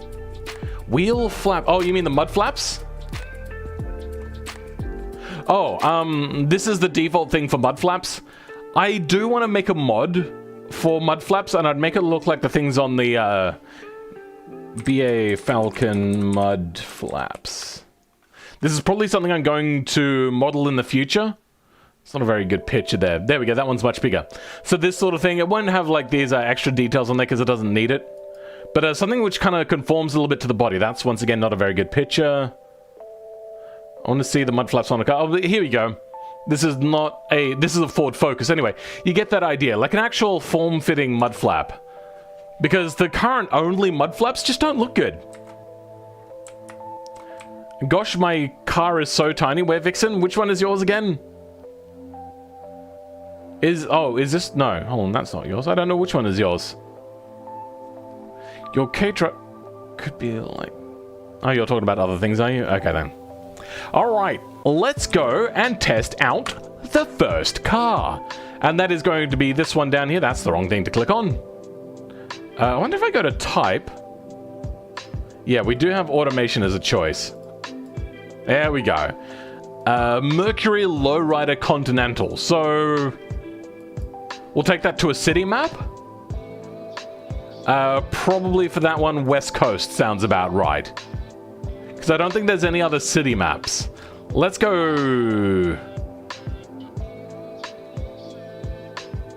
You know, the dockyards is flat. We'll take it there. The kit car? Ah, yes, the kit car. That is quite small. But then again, it is an old F1 car. Those things were tiny. The rusted out thing, not the white thing. There, Nexagon. This is taking a while. Then that wiper still are sloppy mistakes. And the wiper still are sloppy mistakes. If you're in school, you can ask for extra tutoring. If you're an adult, there is actually extra classes for improving English, if that is something you're interested in. That is actually what I did. When I left school, I was really bad at English still, because I'm dyslexic. So I did a phonics class. They're not the greatest things in the world, but it did really help me understand English a lot better compared to what I learnt in school. It was garbage. Unless English is a second language for you. I can't remember. I don't think it is, though. Exactly why I was referring to the truck as a full truck, not a K truck. Oh, you guys are talking about other things still? Okay, then. I'm so incredibly good at describing stuff. Me could do it words and speaking do. So, do they have any sort of suspension on this? Oh, sorry, because it is a low rider, they might have special vehicle keys. Special vehicle keys are still there, but I'm not seeing. So, there is nothing there, unfortunately. But I understand because I've tried to do it and it is just a pain in the bite. This is very quiet. Have I got the game volume turned? Oh, the brakes are horrible. Options, probably got the volume down, right?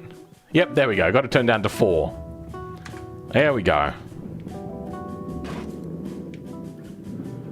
So they went with like modifying and all that sort of stuff, giving me that whole spiel about that. And they're still running like a lumpy slow V8. Yeah, nah, I don't buy it.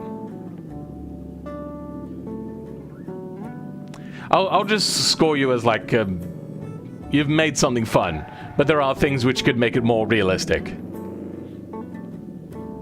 Those tires are very narrow under there, though.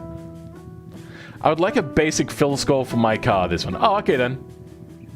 Thanks, that does make it easier for me.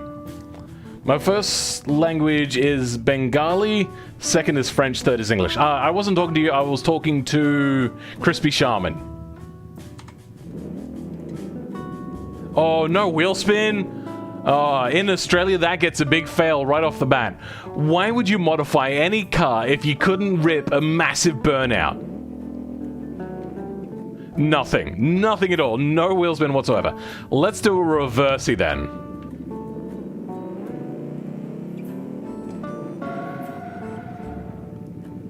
No, okay. Unfortunately, automation, BeamNG isn't great for doing reverses. Let's try that again. Yeah, there's only the smallest bit of burnout, which means that this thing is not set up right. Oops, the daisies. Like, you should be able to do some sort of burnout. Even one wheel peel. And slightly. Welcome, Space Warrior. How's it going?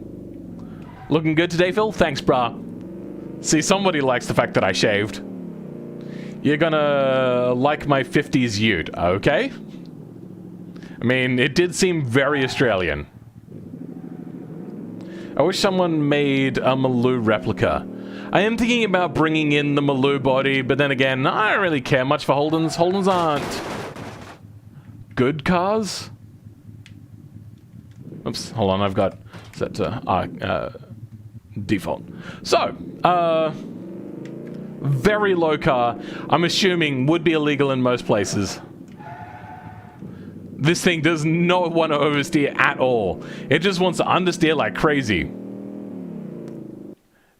Oh, you shaved and your beard too. Huh? I shaved my beard. What are you saying? I shaved something else? Are we getting kinky here, are we? Is that what's happening? Actually, my truck has light truck monocoque, but for some reason exported a ladder. Alright then. Automation got to automation, fair enough. Typical bugs, fair enough. Yeah. Okay, so, cool car, not really a whole lot to do with it. Because the thing just wants to understeer a lot. Which is very American-esque, especially if you're running cross-flies. It is so hard to make drift. I'm gonna try, like, properly. Full Scandinavian flick. Oh, no. Okay, let's go downhill again. Oh, God. That sounded violent. We're not gonna go full speed. We don't need that, because then it just becomes uncontrollable. Oh my god, it just doesn't want to drift at all. That is... What's the point of having a rear-wheel drive car if you can't drift it? That's not what lowrider's about. I know. I just don't get the lowrider culture, honestly. Damn, bruh. Guess it's realistic for a car like this? Sure. Am I too late? Connor Walls? Welcome, Connor Walls. I don't believe I've seen you around in these parts before. Too late for what? I am unclear. To submit a car? I do this weekly. You only missed the overview. Pretty much. So, the likability of the car is going to be mostly about its look, and I do like the look a lot. You've done a very good job. I'm going to start up the next list of music. There we go. This thing is heavier than an Australia is in its entirety? What? I'm confused. Let's actually have a look at the weight. The weight is 2.6 tons. That is a hefty vehicle. My goodness. I'll most likely not submit anything next week. I will put more effort into my next car, so I'll take longer. Okay then. Hey, Agnosion, we got a car of yours in this week, as you probably know. Hello, oh, I missed the overview. Fair enough. Okay. The realism, even though you've tried to argue for it, not really realistic. I don't know. There is a lot to like here, and you have done a lot... Sorry, excuse me, for the interior. Why am I so burpy now? What's happening? Did I have dairy and not even know it? Like, what's going on? Then you've also got, like, this weird dash issue, which I explained at the beginning, so if you don't remember that, go have a look at that. Then also the fact that this is meant for amputees. You were close, but no cigar. God, now I'm reminded that Bob Saget died. That is so harsh. That it's heavier than in Australia. Fair enough. 2.6 ton, that's almost as heavy as my truck. Yeah. This car was mostly meant for being a looker, not a driver. Yeah, I figured as much. I'm then going to give it a little bit higher of a score based upon that, but I am still going to negate a lot for doing the common mistakes that I've gone over a lot of times in these streams previously, which is generally the steering wheel and that hole in the dash, which is a bit of a pet peeve of mine now. Like, since a couple of streams ago, that has become a pet peeve of mine because everyone uses it wrong. Oh, whoops. But I do like it. There is a lot of detail on here, like the dual antenna sort of thing. That's pretty cool. The fact that you've gone for the stretched on 13s, I do like that as well. That's pretty cool. The only thing that would have made this thing like a 9 would have been if you had actually bothered to put air rider suspension in, which is not easy. It's actually one of the hardest mods to do, but there are mods which make it a little bit easier, and I am going to be doing something about that at some point. So I'm going to give it like an 8 out of 10. There's a few pet peeves, but on general, I like it a lot. Except for the fact that you made the mistake of using cloth material, and that made it come out shiny. Also, I don't know about American convertibles, but usually convertibles are one layer of material, so they're the same color on both sides. Am I incorrect about that? I'm unsure. Because this is a convertible top. This is not the hard top version. As you can see, it's got the ridge lines in there. Is an interior necessary to be in one of these streams? Nope. It'll just help you get better points. No, but people might not upvote it on Reddit if you forego the interior. Yeah, so people vote for these cars. I was getting too many submissions per week. I still get too many submissions per week. So I just try to narrow it down to 10 cars, a nice manageable number, though we got 9 this week because one of them failed. Yeah. You don't have to, but you do have to rely on people upvoting your thing. So either you probably want some sort of interior. It doesn't have to be particularly this detailed. This is quite a detailed interior. Or have an amazing looking car. It's up to you. 2.6 ton, not realistic? I do agree. A lot of these cars back then were actually not that heavy. Like, 19, let's go with a 55. Ford... Thunderbird curb weight. I don't know what... God damn it. There we go. Yeah, 1,600 kilos. Even that's quite heavy. So, 2.6 tons. Not really realistic. I know that this thing would have like an air compressor and all that sort of stuff. But yeah. Also, this would probably be heavier because it's convertible. I don't know if the Thunderbird is. I feel that speedo gauge is standard on that dash. It is how it's intended to be. Wait, really? Hold on. This is gonna lag my computer out a bit. But bear with me, I want to check that out. Come on. Please load quicker. Let's just go ahead and open up something like this. Whatever, doesn't matter. This is just one of my test cars that I have fun with.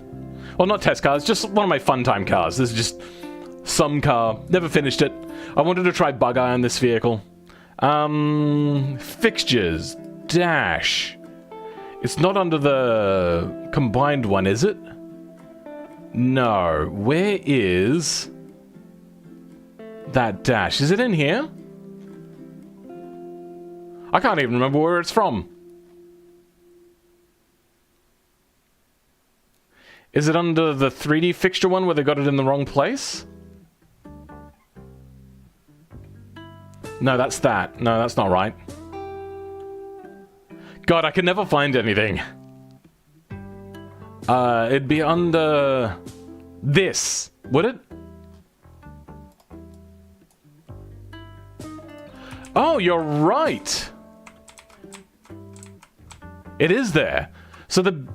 Whoa, whoa, whoa, whoa, whoa. What's happening? I didn't know that. Okay, so here's a thing that I'm going to say right now. Automation devs got that wrong. Don't use it that way. That is not how that should be. Because then you end up with... Let's close that off. This sort of issue where, like, you don't have a proper dash. And for some reason, you put a bar in there. I'm not sure what that is. Oh, I think that might be the dash filler. But yeah, this is not enough gauge. This is just a speedo and your gears. That and also, it's in the wrong place. If you're going for like a really low sort of gun, I suppose you could still see it if there wasn't that line in there.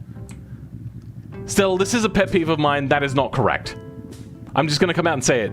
Also, it's way too low because this dash should be higher. Yeah, I didn't know that. It's because I've probably never used it either. This car looks really cool except the bug eye. Really got to add a search bar to automation. I agree. Plus or minus 1,000 kilos. 1958 Cadillac Series 62 weighed 2.1. Let's have a look at that.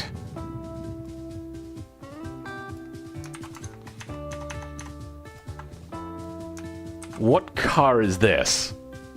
Nope, that's the wrong thing. Images. That is a big car.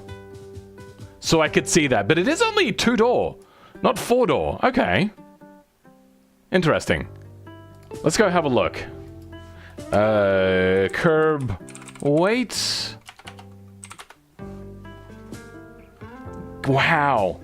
That is a hefty vehicle. So maybe I do understand. This is probably a longer looking car. Okay. Okay, fair enough. I swear I didn't put a speedometer in that car. Fair enough. Drunk automation devs? Maybe, I don't know. They make choices and it's up for us to live with them, I suppose. I personally disagree with that dash pretty much on its entirety. Nothing on that dash works well in automation from my personal uses that I've ever used. Like, I think I used it once and was like, this thing is garbage. And every time I've gone in to use it again, it's always just like, it doesn't work right. So one of the other things I would like to see is, because the dash is actually like incredibly short, right? How far back does it go? Yeah, it only goes back as far as this. And it like sticks out way too much here. That's probably a bad example. No, that is how it is. It should actually be narrower at the front, so it like tucks in more to the front of the car. Just none of that works. It just doesn't. Also, that entire fixture set is just very weird. The seats, sure, everything else wrong. Because of the whole, like, well, not wrong, I should say, but, like, weird. They've got that, like, interior panel part, which for some reason they made a fixture, and only fits one car. I personally yet have not bothered to look for, but I don't know what car that is meant for, because it never fits any car. And even if you do find the car it's meant for, it is so incredibly hard to, like, make 100% accurate, I would assume, to make that fit right. So, yeah, I don't know, it's weird. Still wrong though. Convertible adds a good 200 kilos too. Sure. It really depends on the car. They could have just made this a wallowy mess. They probably didn't care, actually. So maybe, who knows. Let's go ahead and look at the next car. And we have... this is meant to go to Spa Frankenchops. Do I have Spa activated? No. I swear I did activate it.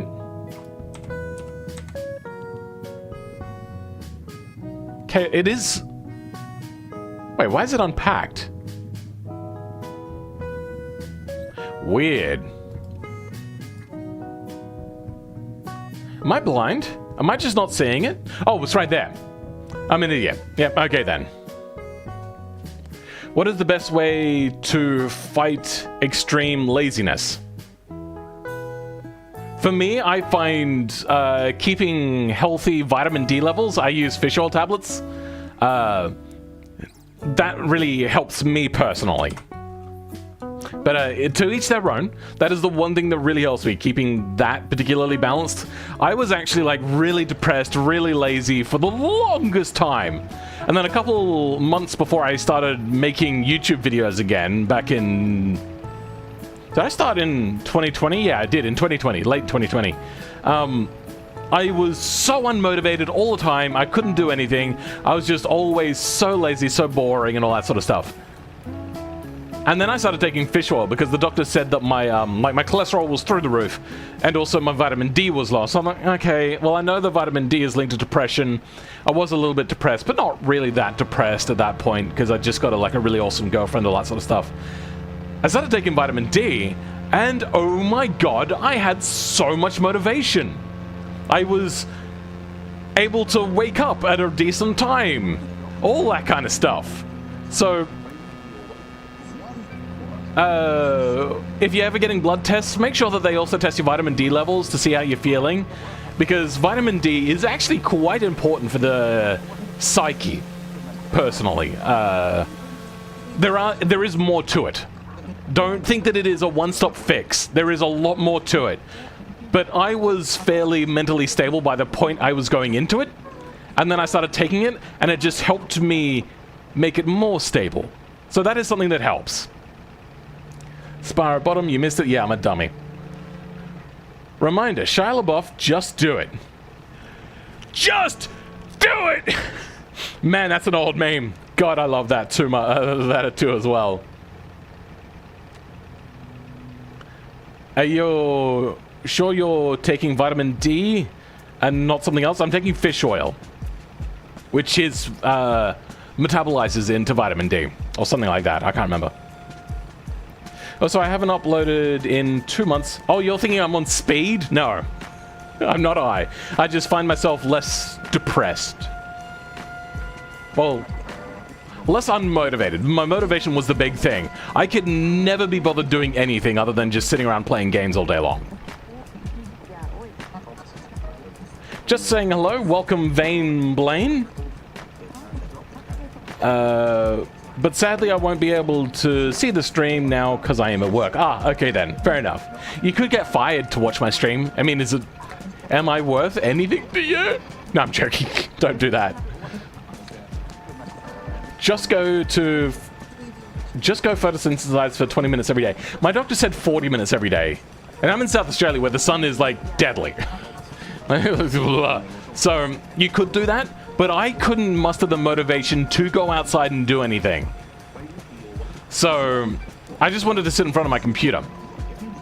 I still don't actually want to go outside. I'm very much an inside kind of person. Well, I accidentally have vitamin D deficiency, so I might help, thanks. See if it works for you. It may not work for you. It is very important for children to have high levels of vitamin D. Well, not high levels, sorry. Proper levels of vitamin D, because it can cause bone defects if they don't. Which is, a reason why it took so long for humans to, start traveling further north. In the, thing. Phil, do you do other jobs? Are you doing only YouTube? Currently, I've given up on the job market. I get enough from the government. I don't actually need to job hunt. I'm in a particularly unique situation. So I gave up on job hunting probably a year ago now. I do occasionally apply for jobs which are within my wheelhouse of expertise, which is filmmaking. I have a degree in it, and I have a whole bunch of work behind me for there. But still, nobody in South Australia is really hiring, and I don't want to move state. I think I should start uploading unedited clips just to show my viewers that I am alive. Oh dear, okay then. I hope the handling won't be too twitchy. This car looks extremely cool. I thought so too, apart from the fact that they made it shiny. Let me actually have a look here. Let's open up a mod. Unpacked. Let's go pour. Oh, hey, look, an 804, which is what this body uses as well. Let's go to material. Main materials.json is the one you're going to want. And on any of these are all different materials. And you can find out what these materials relate to through trial and error if you want, or look for the material in thing. Let's go have a quick look. Blender. I'll quickly show you how to look for the material. Anytime now. A, delete, F4, import, DAE. No, okay, let's go ahead. Control C, Control V, there we go. Porsche 804 clone. Vitamin D might make me more motivated to start uploading again. It did for you, Elias? Okay then. Cool, so what you would do here is you would select the body, you would then go into edit mode, you would then go to face select mode, you'll open up this materials one, which is the last tab down here, and then select a panel. Then that will bring you to what the body is. So this is actually material 0. If you click on different ones, say like these beams along here, that is material 21. But we're just going to have a look for the body right now. So material 0. Even if I want to look for it specifically, I will copy that line there. I'll go back to this. I'll hit Control F. I'll paste that in there. And it is the top material. So that's quite easy. Then under here, you've got a roughness factor. You would turn that way up. Now this is also the color tint. So I believe this is R, G, and B. Then you've got here the opacity. The opacity for this one is 100%, so it's 1. 1 being maximum, 0 being minimum. The metallic factor is also another thing you can play with. There's a whole bunch of different things you can play on here as well. Like, if you've got a bit of paneling, which you need to actually have visible from both sides because it can be seen, then in there, double-sided, you would set that to true. Sometimes it's set to false by default. To save on processing power, stuff like that. So that's how you would do that. I just realized I'm not actually looking at his car, so I don't know why I complimented him on those bars when his doesn't have that. Which is fine because his is not my car. Anyway, so that is how you would change that. So like the roughness factor, I would turn that up to like, on Rust, probably like a 0.8 or a 0.9 would probably do it. Going over 1 doesn't do anything. It might glitch it. I don't actually know. So yeah, that's how you do that. Close that as well. Don't save. So that's how you do that. Now, you don't have to use the same code editing program I use. You can use Notepad++, which looks like... Let me go in here. Open with... More apps. Notepad++. Okay. So here you go. Notepad++, similar sort of thing. You can hit Control F, you can find the line which you're looking for. Then the roughness factor here is the one you change on whatever material it is you're doing. And Blender is also free. So Notepad++ is free, Blender is free. The editing software I use is free, but you do have to like sign up and use your Microsoft account and all that sort of stuff. And it is a very cumbersome program. I just like my program because it has a few features which I like. But realistically, Notepad++ for the majority of people is going to be more than enough. I had a couple health issues when I was younger, 18 now. Well, that's good to hear that you're probably doing better now. I'm still learning how to mod the car files, be fooling around. This one has a fair bit of transmission fiddling. Oh, cool. Timestamping may take a bit longer tonight because I want to put all this tutorials in. Oh, okay. You can actually probably start taking notes. Just open up Notepad and just start taking notes now. That way at the end of the stream, you can just do whatever. Now, I've actually talked about how to do that materials things in other videos. I thought I would just show that now, just in case people are watching that don't usually watch my normal videos. Anyway, let's go ahead and try this out. Oh, that is slow off the line. I'm also surprised this is not rear engine, considering if you're meant to be using something like a VW engine. Wait, do we have more than 3 speeds? Okay, we got a sports car, and that is, yes, a very long time in changing gears. I wish I could also close the hood up, but I also like the fact that it's open like that. Oh my god! Ah! Okay, we got caught out in Eau Rouge. My god, it exploded! Alright, if people don't want these things to explode, there is the new fixture export thing, but that doesn't work for me. So let me show you another little tidbit of information, something that I found out recently. Find the J-beam that's named after your car. Like, this is unpacked, so that's why it's all available like that. Then scroll down to your flex body section. Then copy car body, So you'll just like copy that, then you'll go to here, and you'll find this in quotation marks, and you'll paste in car body. So you go like this, then in, oh, then in there, you'll paste that in there. So that will make it no longer explode out of the car. The nodes will still be there, so if they're scraping, that won't go away. You'll actually have to delete those nodes, but you can do that if you want. That will make it so then things won't explode, if that's the thing you care about. That's something I found out recently, and just... I haven't yet put into a video, because they've now got that new thing, which I'm assuming they're going to make work soon. Let's have a look at the collision mesh on this. Not the worst collision mesh ever, so... I'm assuming you've done a lot of work on this collision mesh. Wait, those are wings on the side? I mean, they've glitched out because you've angled them in three-dimensional space. But I don't recognize that wing. What the hell? Weird. Anyway. Oops, that's the wrong thing to press. Actually, how much does it weigh? 661 kilos. Okay. This has the unbreakable fixtures export. Okay, yeah, no. That doesn't work.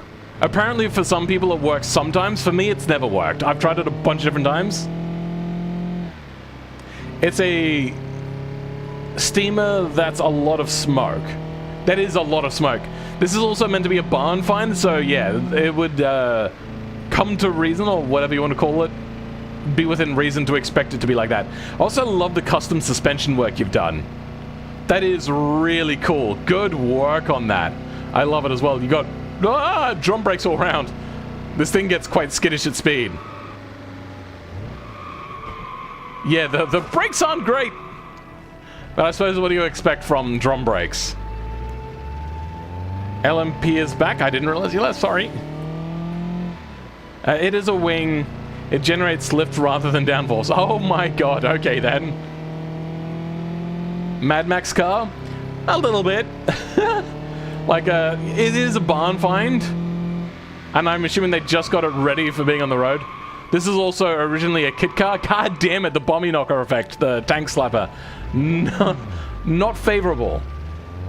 Ejector pseudo cars. Eject you through the side of the vehicle.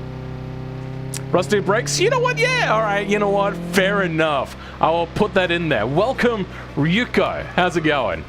Or Ryuko. I don't know how to pronounce your name. I'm assuming, though, it's meant to be a Japanese name. Or, what's more likely, a weeaboo name. Which is fair enough. I'm a weeaboo, too. I'm a filthy, filthy weeaboo.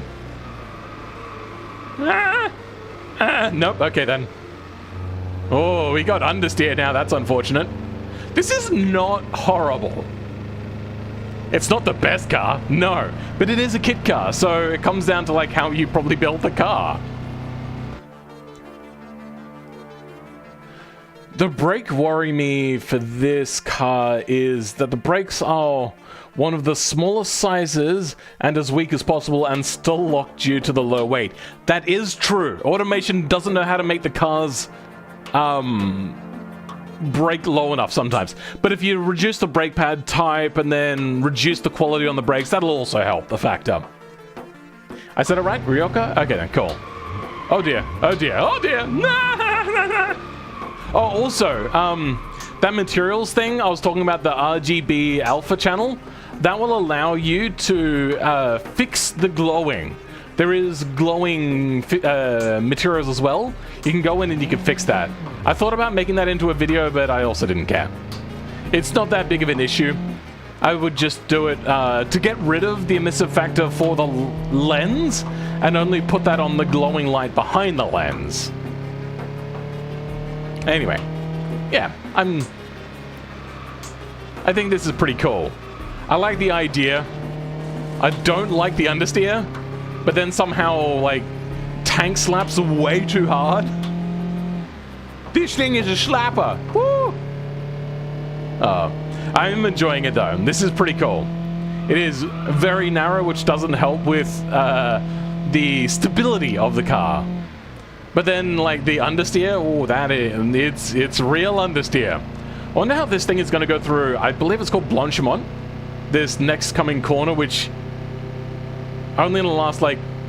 30, 40 years that they've been able to take this at full speed or something like that. Since like the 70s or 80s. I had to lift a little bit, but we did get through there at a fairly high speed. Then coming down to bus stop, which wouldn't have existed when this car was made. Actually, most corners and no chicanes would have existed when this car was made. A lot of the times they were still like all about the top speed more than anything else. God, this is slow. I wish I had the old Spa Franco Shops map with this. That would have been awesome. It's fun to drive though. I do agree. I think it's less fun to drive and more about the experience of this car. I think it's pretty good. And that leads me to believe if they had done like an actual non-shiny material sort of thing, and I think that's about it, yeah. Also, personally, I would have loved if they had lore for this like clamshell to open or to slide back like some sort of, or sorry, slide forward like some sort of fighter cockpit sort of thing. That would have been so much better than doors, in my opinion. I would have loved that. That would have given this thing like a 9 out of 10, 9.5 out of 10. As it's sitting, it's like an 8.5 because there's just like, there's a few issues. Puon corner. No, that's not Puon. Puon's the like double apex corner, much like in the middle of the track. It's still exciting for being so slow. Yeah, okay, that I agree with. Then you're probably going to enjoy one of the cars that I'm going to bring out this week. Not the one that I did for a race on the weekend, but a different car that I've already made and I recorded the video for. It was going to come out yesterday, but it ended up taking so long for a video that's actually incredibly short. Yeah, that's going to be available for you guys to try out. That is a very slow car.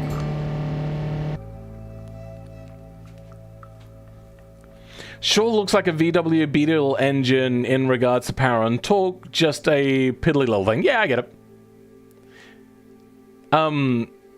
Currently, we use that sort of setup for, was it Formula V or something like that here in Australia? They make cars actually a lot like this.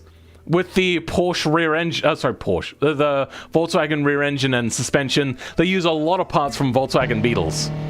It is now actually becoming extremely expensive to do because, oh god, the jiggle was real just then.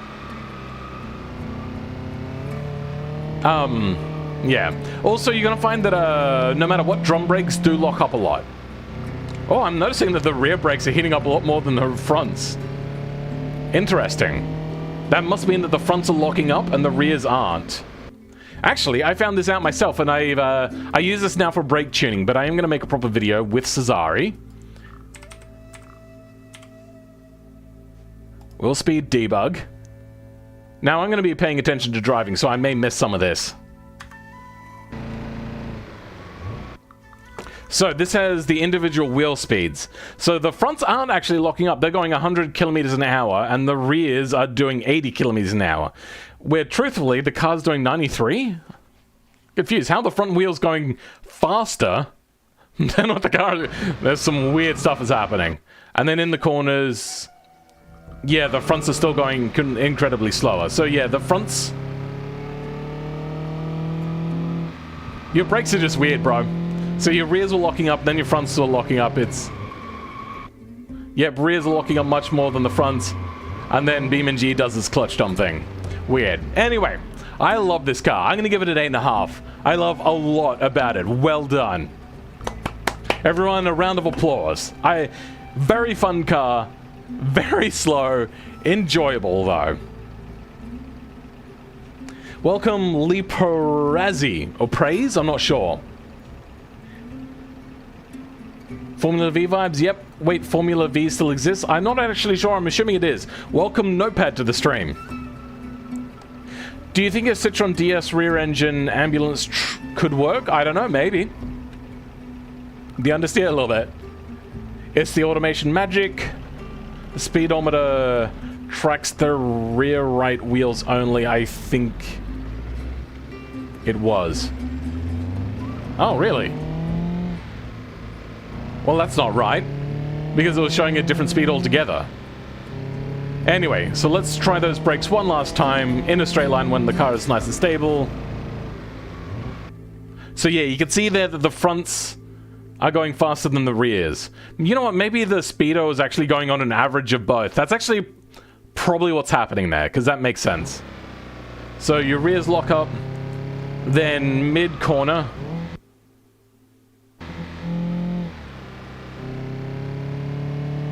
Anyway, this is poo-on, by the way. These two corners here, that's poo-on. Yeah, speedo is more accurate. Yeah, I know. Anyway, I do like it. This is a pretty cool car. And then that happens. So, yeah, I do like the idea of this being an absolute junker and the brakes being like made sure they work. That's about it. I'd love if there was some way to make the brake lines not infallible. That way, if you brake too hard, they'll pop and then you lose brake pressure. That would be amazing. Though, it would probably actually be running off of brake cables, not brake hydraulics.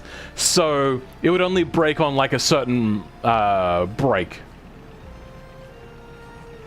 Do we actually have JB editing for... Is there any moving interior parts? No, not by the looks of it. Alright, cool. I like it. Did you want a full score? I don't think this thing is really going to do particularly well on a full score. But I think just going with like a regular score is probably enough for this. This is fun though.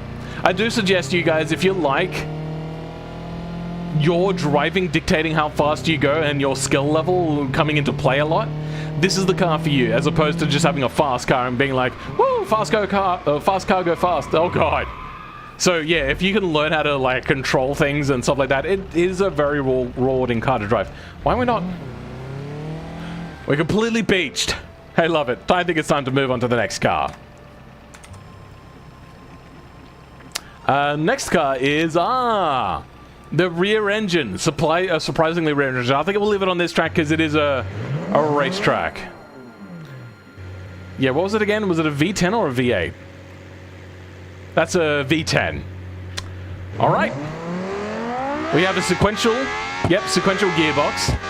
This is fast. Oh, this thing really wants a steering wheel because it is twitchy as hell.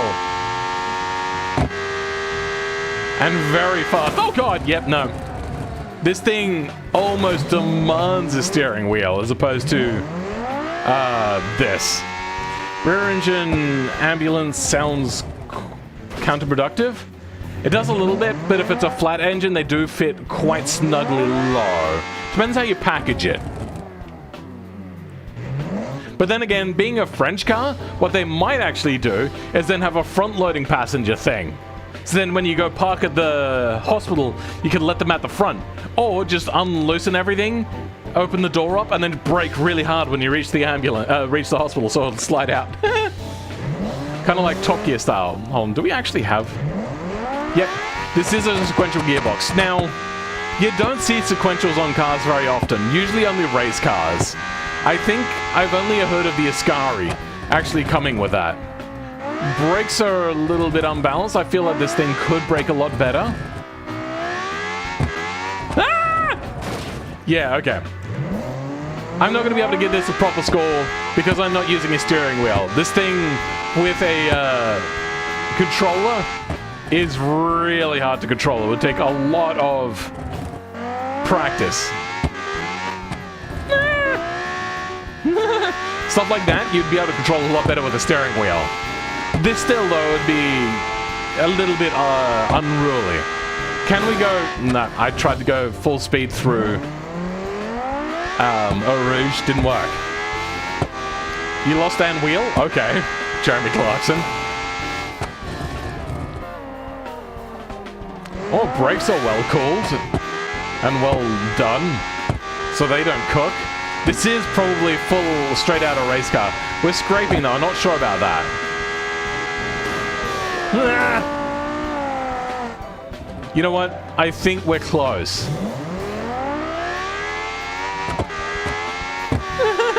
This thing is so hard to drive. Sometimes. Okay, let's actually get you lined up and stop right here. Okay, good. There we go. I don't want to turn this thing too sharply because it is a very twitchy car. Ah! Nah. Nope, try that again. I'm determined. Once we get through Eau Rouge, then we're just going to give this car a score. Ah. Turn left. Turn right. Ah! Eau Rouge is hard at the best of times. This car is twitchy, so it becomes quite the handful.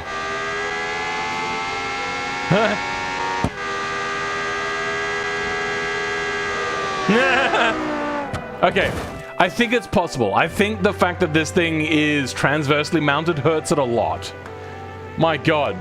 Yeah, I don't think I'm going to be able to do that right now.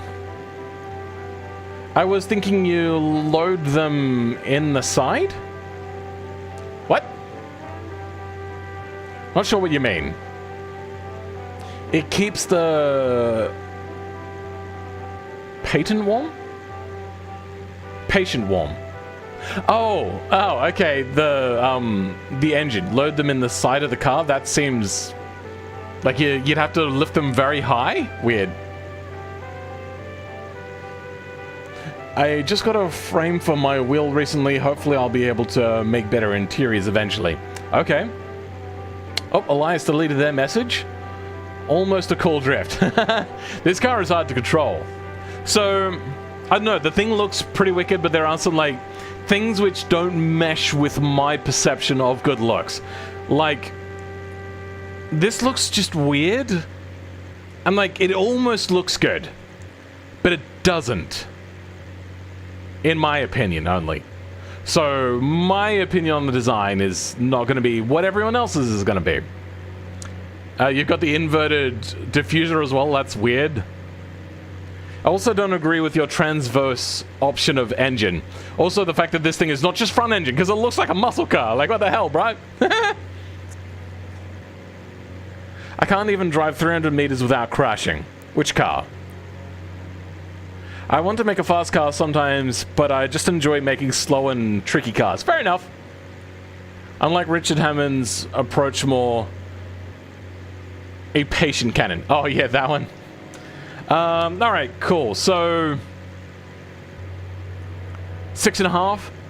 For somebody with a controller, this thing is really hard to drive. Let's go ahead. Ah, the drift car. I think they will probably want me to take this to clutch kickers.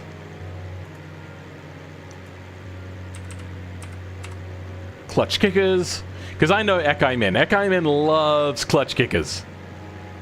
There it is. Let's bring this out. This car is undrivable on keyboard. I would assume, yes, probably on keyboard it would be nigh impossible to drive safely. Now, Ekaimin is a much better drifter than me, so I don't know if I'm going to be able to drift as well as they do. So they're probably going to get shitty at me for not being able to drift it correctly. This looks a lot like a Toyota Sora, crossed with something else. And I think the Toyota Sora is actually one of the ugliest cars ever made. I made a V16 hypercar from the 90s once. They were fun, still are. Okay. Space Warrior's back. Oi! I think I'm gonna have to go sweat mode for this car. We'll just try doing a little bit first. Oh, lockups. Let's rewind.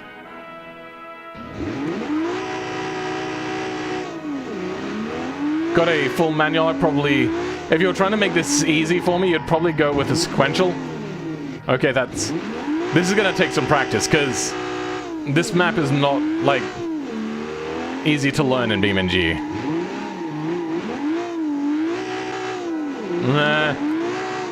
Nah. It comes back from so far, and now it doesn't want to go back up on there.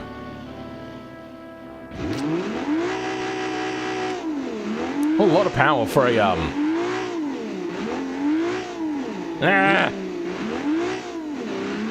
They have done a lot of J-beam editing here.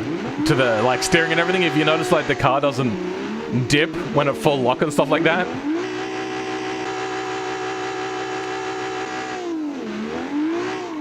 I think it wants me to control it manually because that, like, gear change is brutal.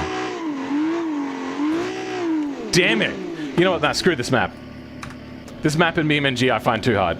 Let's go with Automation Test Track. This one I actually find it a little bit easier to drift on. In the first Evanston S's. How do you rewind car? I don't know how to do it on controller, but on... sorry, on keyboard, but on controller, you hold left on D-pad. Here we go. Fulfill Drifter. Let's just double check that I've got that right. Yep, you hold left on D-pad, after a while it engages, and then that happens.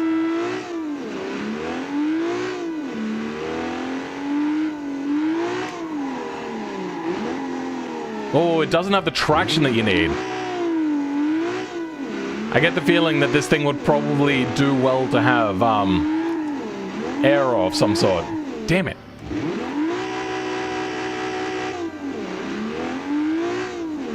Alright, full sweat mode. Damn it. So you have to, like, start your entry really early with this thing, because it just goes really super wide.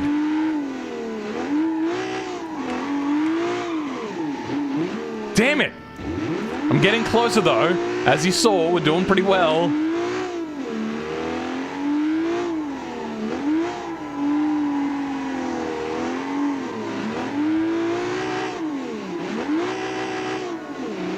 Damn it! Changed gears on me. I feel like first gear should be a lot longer.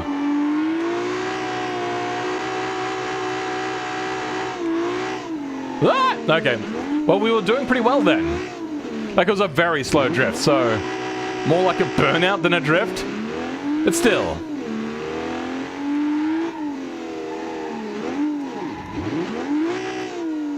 I want to do a speed drift, because that's what I like to do. But I don't think this car is set up for that. Maybe it is? I don't know. It's very hard to drive. Well, hard to get right, sorry.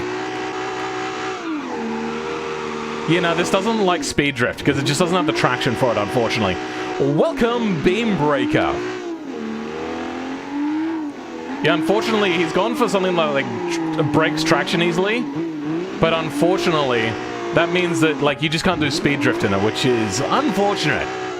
Nice setup, though. Pretty good, and it is actually very conducive to drifting. Like, I don't even have to do any sort of lift-off trick. Just a bit of a Scandi flick, and this thing, with full power, will go into a drift.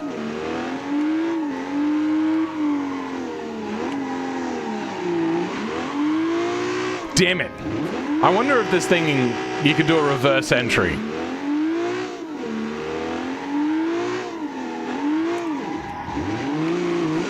No, I'm not good enough to do a reverse entry. I've done it like 2 times when practicing out of like 1,000 tries.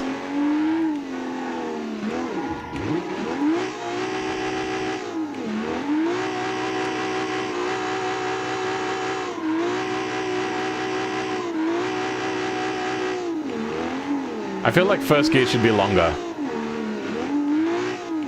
God damn it, stay in second gear. Alright, there we go. Controlling it manually now.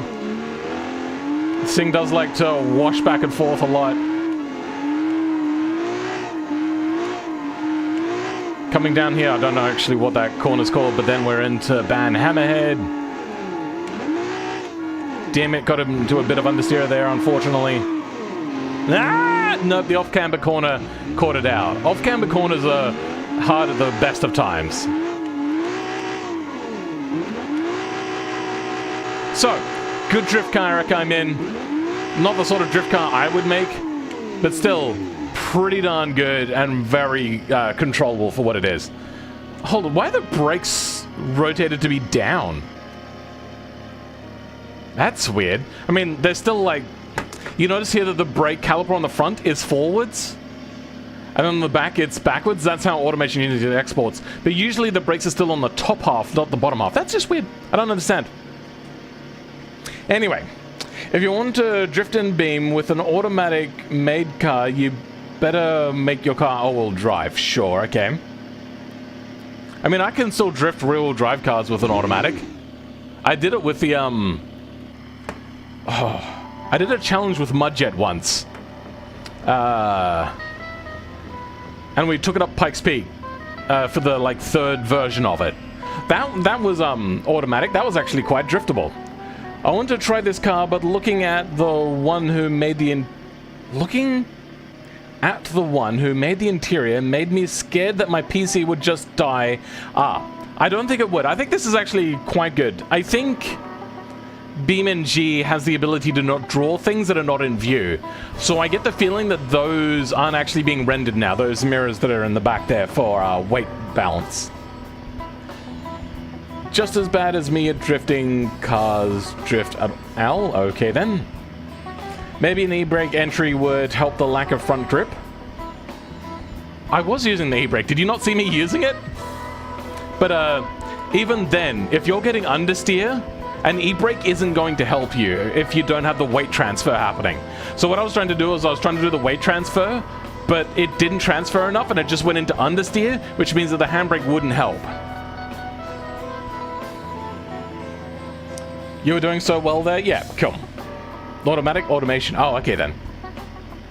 If you want to drift in Beam with an automation made car, you better make your car all drift. I don't know. I can drift rear-wheel drive cars from automation. Alright. I wonder if there's more of a story to this car. Let's have a quick look.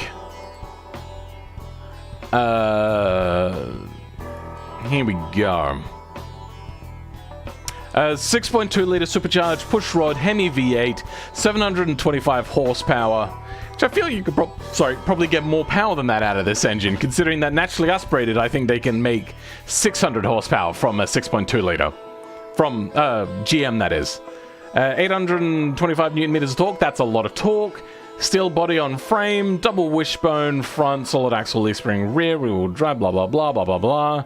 $16,000 are new. This is like really small font for some reason. There we go. That'll make it a little bit easier to read. Nope, it's making this font smaller and making everything else bigger. Great. The whatever that is, Buffalo was a Ute variant of their popular sedan. Quickly scraped together in response to the launch of the Ford Ranchero. This particular car has undergone extensive modification. Among these modifications, the original 3.6-litre i6 was replaced with a Chrysler Hellcat engine. Oh, okay then. The original bench seat was replaced with modern sports bucket seats. A small spoiler was added over the pickup bed to a boost gauge was added to the dashboard. I noticed that. And a prominent snorkel fashioned of PVC piping emerges from the side of the hood. So you're right, it was just a snorkel, even though it looks nothing like a snorkel. But improvised, sure, okay, fair enough.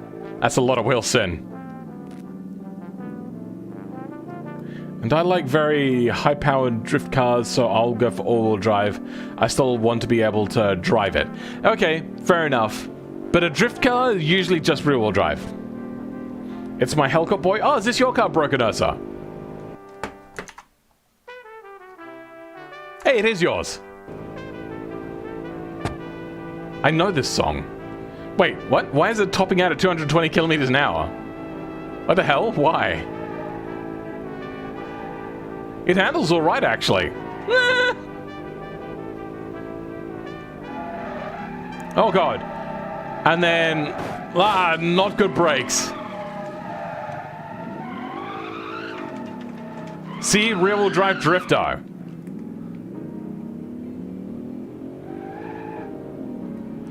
I do want a full fill score. Okay, then, cool. That looks sick. It does look pretty cool. Even with the dented rear end. Damn it, I carried too much speed. Is this thing not on, like, semi-slick tires or something? Like, what is this? Also, why does it not have an LSD of some sort or a lock or anything? Because this thing one-wheel peels way too much. There would be, like, center diff replacements for LSD options for this car. This is technically a bit of a drift here. It's just like a very shallow drift. And then, yep, Adam's Apex caught this one out horrifically bad. Oh, dear. Gearing too short looks amazing though. Yeah, something's not right, Brokener. So what have you done? I gear limited the top speed because it's on off-road crossflies. Oh, okay then. I wanted to keep it realistic. I mean, I thought that they would have upgraded the tires if they went to the effort of putting on, things. Let's try doing a little bit of off-roading. Is there much off-roading to be done on this map? There is the dirt. Okay, let's try a little bit of dirt road driving. Okay. Old-timers have so much class. Okay. I mean, I wouldn't call that snorkel on the side there class. It should have a manual locker. Oh, yeah, hold on. I got rid of that UI thing for a video, but then never ended up doing it. No? Okay. Frick, now I have to find it, and I don't know what it's called. There we go. That's called simple powertrain control. Okay. What? Where did it go? Is it because it's overlapping? Is that the issue? God damn it, BeamNG!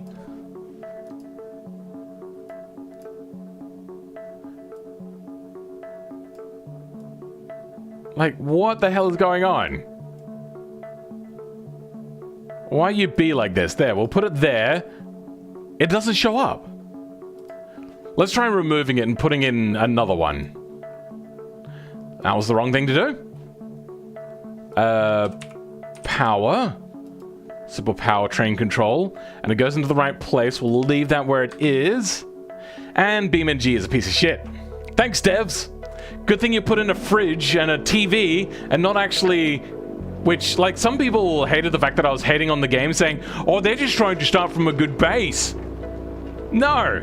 They don't know how to fix their game, so they're just making random junk. Like, they're going to actually release a pretty cool-looking car. It looks like the old Renault 5 Turbo. But still, like, there is so much in this game that they should be fixing as opposed to spending resources on things which are not fixing the game. Oh, this thing does not have great traction off-road. Especially for like 700 horsepower. I do also want to drive this through some water to see that snorkel work. Now, I know it does work because I did see the engine nodes poking out. But I also feel that, yeah, like an LSD would do great. Unpause? Oh, it is back. Wait, what the hell? I'm confused. Was it because I was paused? Is that what it was? Okay. That's a weird one. Okay. Yeah, this feels instantly better with a locker. It's instantly a lot faster, and that's going to get me into a lot of trouble because the brake traction is not great in this vehicle. Ah! Okay, let's do something that this car is not good at. And drive downhill. I hate the design ethos of if we just content bloat, people won't notice the old broken stuff. But they always do, yeah. Like, I don't mind the new content, but it irritates me that they're prioritizing it over, like, actually fixing the game. Oh, that diff lock has made this a lot more controllable in corners, and we're not just understeering. I can use the power to turn that back end around. Damn it. Damn it! Also, you put a snorkel on this car. I would hesitate to put such an old car in the water in real life. I feel like that would just be like a slap in the face to all car collectors, because they'd be like, no! It's already going to have problems with rust, no! Or if it's not rusty, no! You're gonna ruin a perfectly good car. Well, whatever. Alright, let's take this to... What's a map that has, like, shallow enough water to drive through? We could do Jungle Rock Island and just drive into the ocean a bit. But I want to kind of go through a river or a lake. And I get the feeling Utah is probably going to be the only place, but I don't think the water is deep and... Maybe it is deep enough. Where's Utah?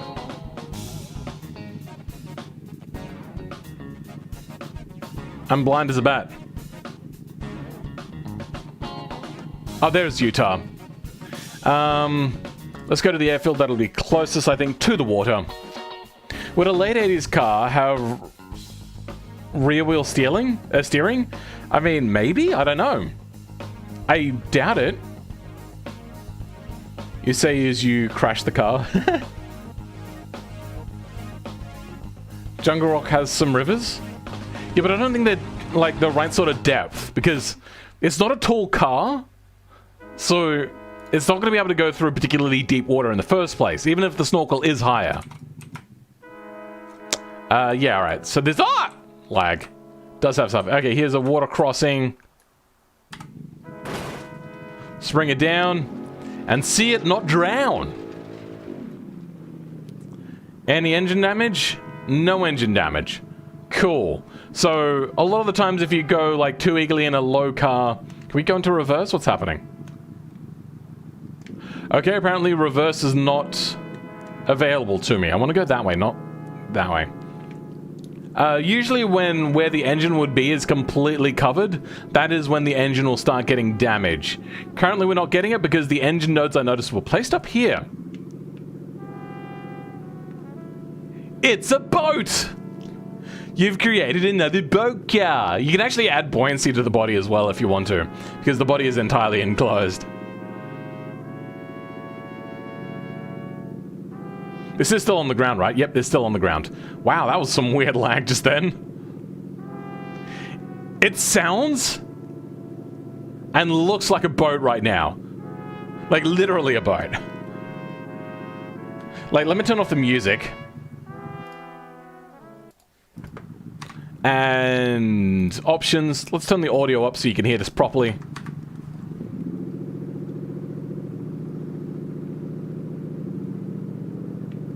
Yep. That sounds like a boat.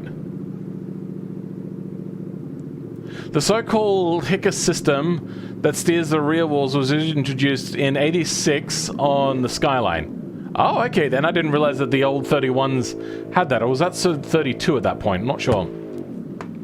Whoa, what sort of weirdness is happening right now? One Honda Accord Gen did have... Yep. I think also BMW did, I think. You'll make a sand rail? What? What are we talking about here? Is it true? Oh, it's a true American car. Looks like a boat, drives like a boat.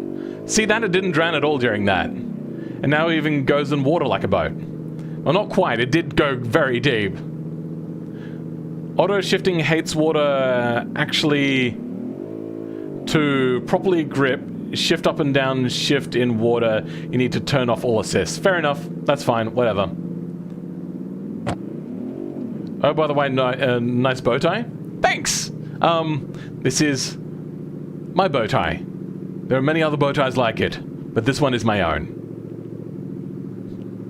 Hopefully you get the reference there and you think I'm not just rambling weirdly. Alright, cool. That's that car. You want a full fill score for this car. Let's go take it up to the highway. Let's, like, place it kind of like there. I wish I had control over the angle of this thing.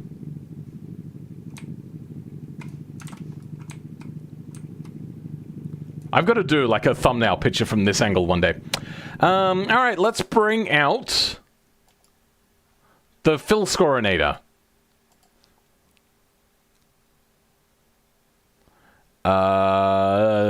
Stream scoring. Okay, styling. It is an older car, but it does look pretty freaking cool. I even like the little winglets here, even though it is a ute. That camera's moving way too fast.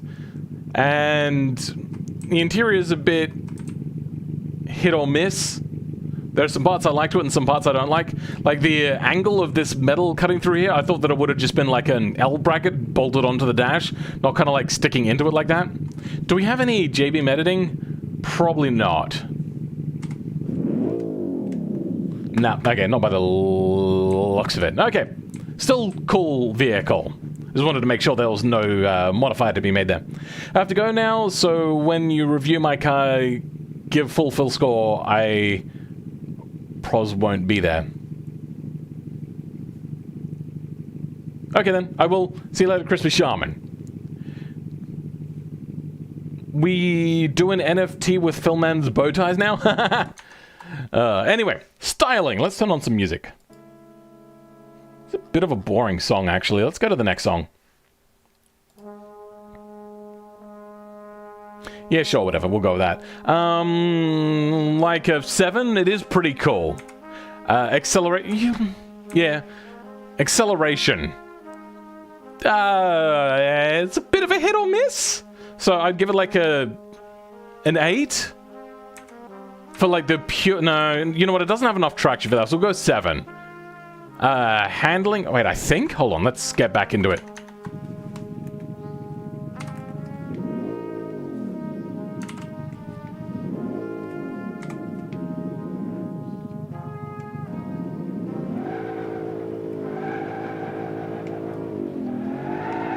Yeah, okay. That's that. Handling. Like... 5, because it's not got great tires. Fun factor, like 7, because it is quite fun. Cool factor, that's like a 9? Because it is pretty cool. Though I can think of cooler cars, so I wouldn't give it a 10. Trackability. Like... 0? It's not really trackable at all, even as a rally car. Features.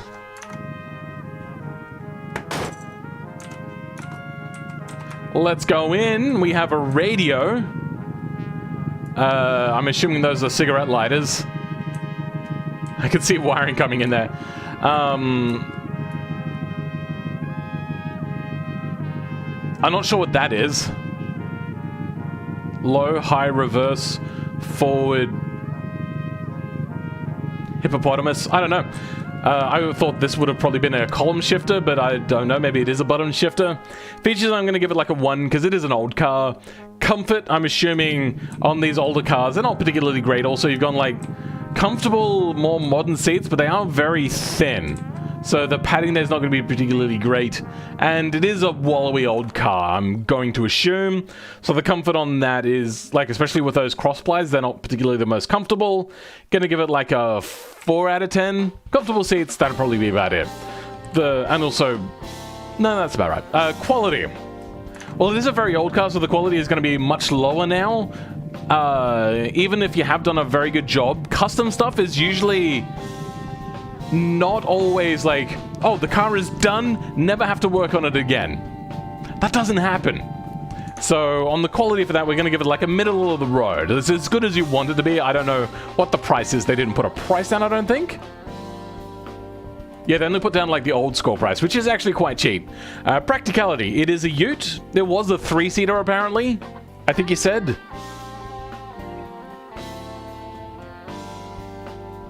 You're a tie and cravat guy? I've tried cravats, not really my thing. I put a supercharger on instead of the automation turbo. Oh, for modifications. Nice work. Okay, then yeah, I'll take that into consideration. I think automatic shifters also go mad in low grip conditions in real life. Early tempomat systems had a tendency to go full throttle on icy patches. Weird. Is it possible to get both fill scores? Sure, alright. I'll try that, Space Warrior. Practicality.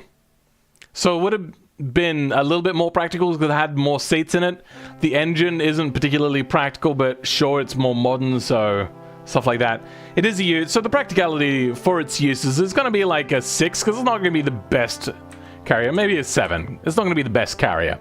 Value. $16,000 when it was old, and now you've done a lot of work to it. Value on modified cars usually plummets it quite hard, so we're going to go with like a 4 on that. Ongoing costs for an old car like this, especially such a custom job, things are always going to be cropping up. It's always going to be like the thing you didn't get around to, or the thing that's like not done quite right. It's very rare to see a modified car that's actually completely finished. So ongoing costs are going to be somewhere like a 3. Also, it's going to be very hard on fuel because it is an American car. J-beam editing. We'll give that like a 2. The supercharger mod is really super simple, but at least you've done something. Would I buy it? No, I wouldn't. The je ne sais quoi factor?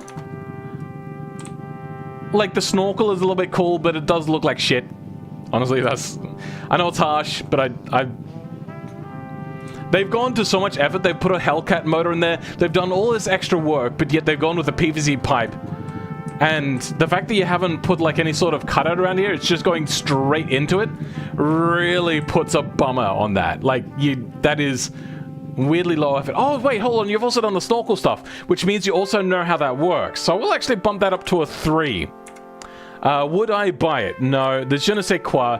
It's going to get some je ne sais quoi. I feel it's not completely reflected in its score, but not that great. Realism... I feel that they would have put the more modern transmission and differential in there, otherwise it would have exploded under that amount of power. So the realism is not going to be particularly high. But like swapping an engine like that, sure. But then the realism of that janky-ass snorkel? I'm going to have to probably level this out to like a 2, because apparently you've gone with a realistic engine. So that I appreciate. The rest of it, not really my cup of tea. So we have 68. We have 69, because the 3 realism score is totally earned. Sorry. I saw that and I was like, can't let that sit. With the classic Victorian 3-piece suits. Oh, a nice Full Metal Jacket reference. Nice, good. Also, sorry it took a while to respond. I was fighting my Wi-Fi again. Oh dear. To be fair, I wear top hats and pith helmets. What's a pith helmet again? I don't remember.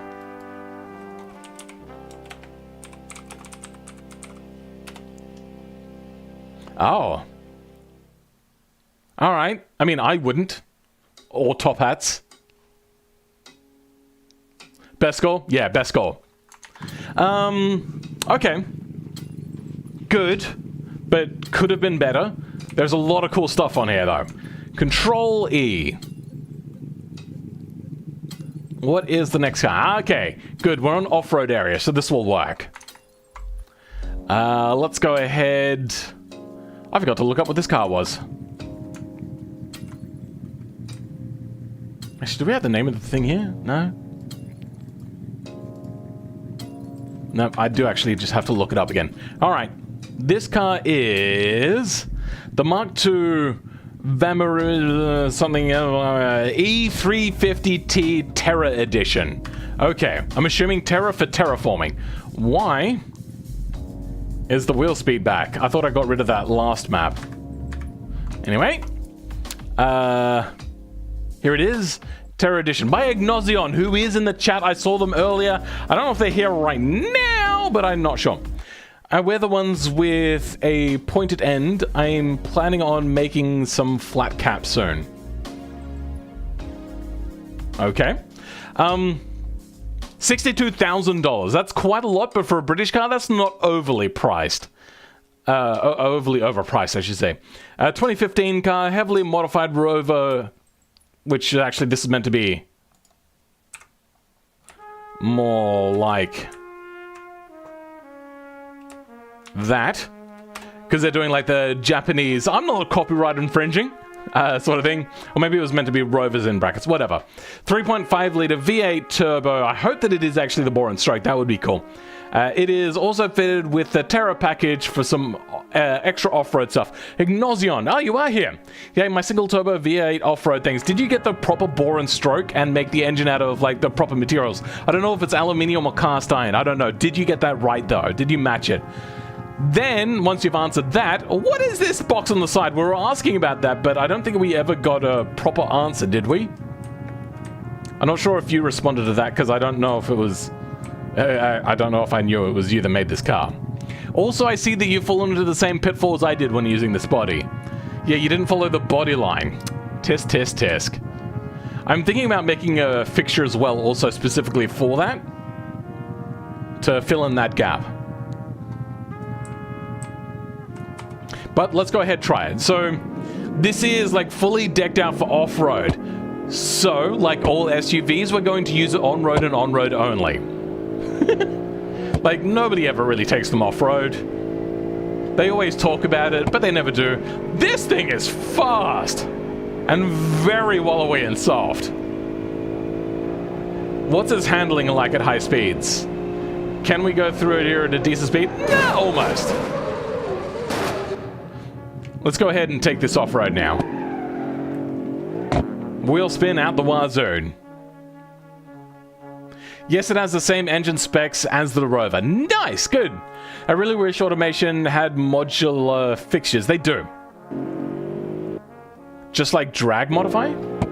Oh, you mean to modify things? That would become tricky. But I do get what you mean. Brakes are not good. Those are some bad brakes. All sorts on Steelies. The brakes are no good on this car. Let's have a look what we got in here. We have 4-piston brakes, but apparently they're not enough to stop this car. How much does it weigh? 2.1 tons? That's not the heaviest, but it is pretty heavy. Basically, people just use them as Chelsea tractors. Sure. I'm not sure if that's... Here in Australia, we call them 2-rack tractors. If you're wondering, the box rear quarter window is inspired from the new Defender Explorer pack. Let's have a look. Defender Explorer pack. Okay, what is it? I need to queue up some more music. This is the end of the page. There we go. Ooh, funky.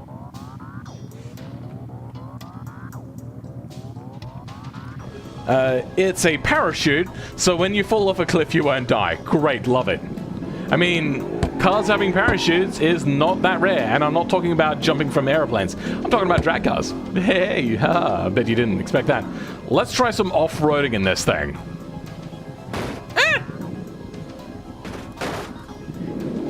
It bottoms out a lot. That is unfortunate.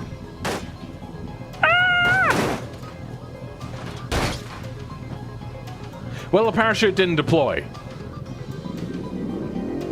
Oh, engine and hydro-locking. Oh, it hydro-locked that quickly. Oh dear. Yeah, you probably would have benefited from a snorkel on this thing. Hold on, let's have a look.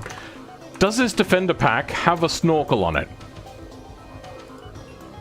I think that's a snorkel, yes. Can you show me from the other side? God damn it, there we go. That's a weird looking snorkel, but that is a snorkel.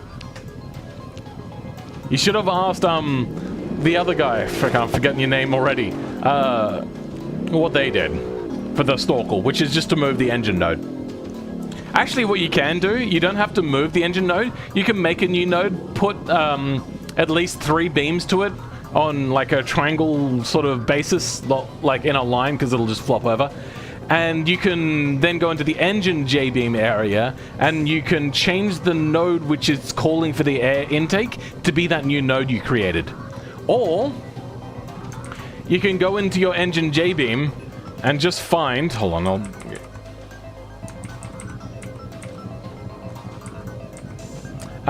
you can just go up here and you can say, for instance, find this node name right here, which for this is A80. And you can change that to be the engine node. I wonder if I still have this open. So we'll go into engine quickly.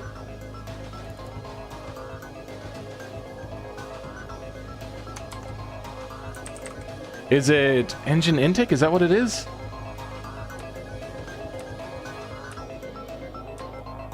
No.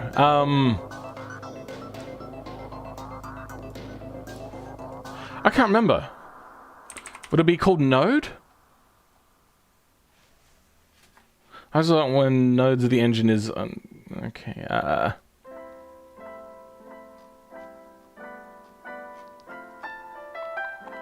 where is it?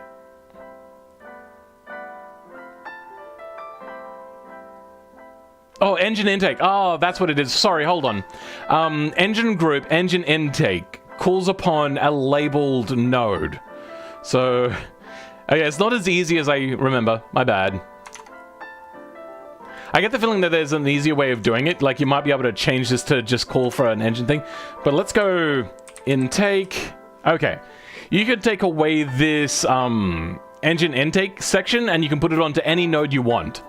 That would actually work quite easily. You would just kind of copy this thing, and then under regular nodes, you got these things. You could just change that group to be engine intake instead.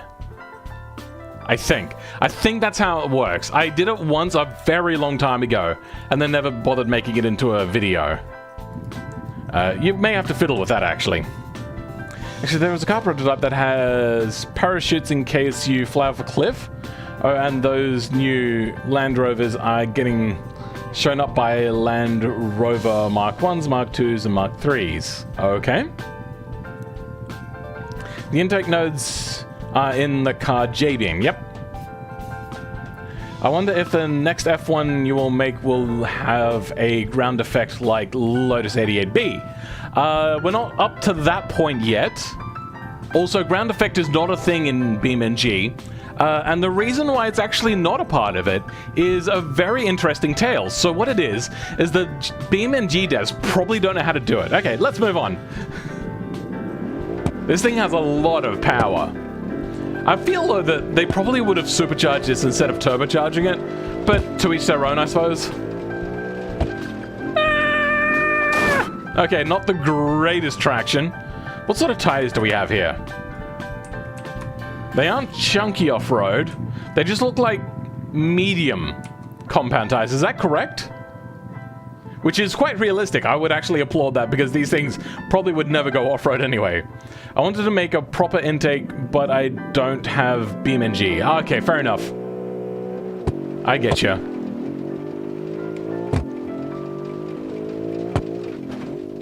This thing is a little too wallowy. If this is meant to be a Toorak tractor, you'd probably put slightly stiffer sway bars in, and the rest would probably stay just as soft. I do like it though. It does have a lot of power, and the traction, if you're not going too fast, is adequate. But once again, these are not off-road cars. These are like leafy driveway sort of, that's about as off-road as they get sort of cars. The women that go, I just want a big car for my family. I want something that's big and safe, because big equals safe, even though big doesn't equal safe, and usually will call more things into question.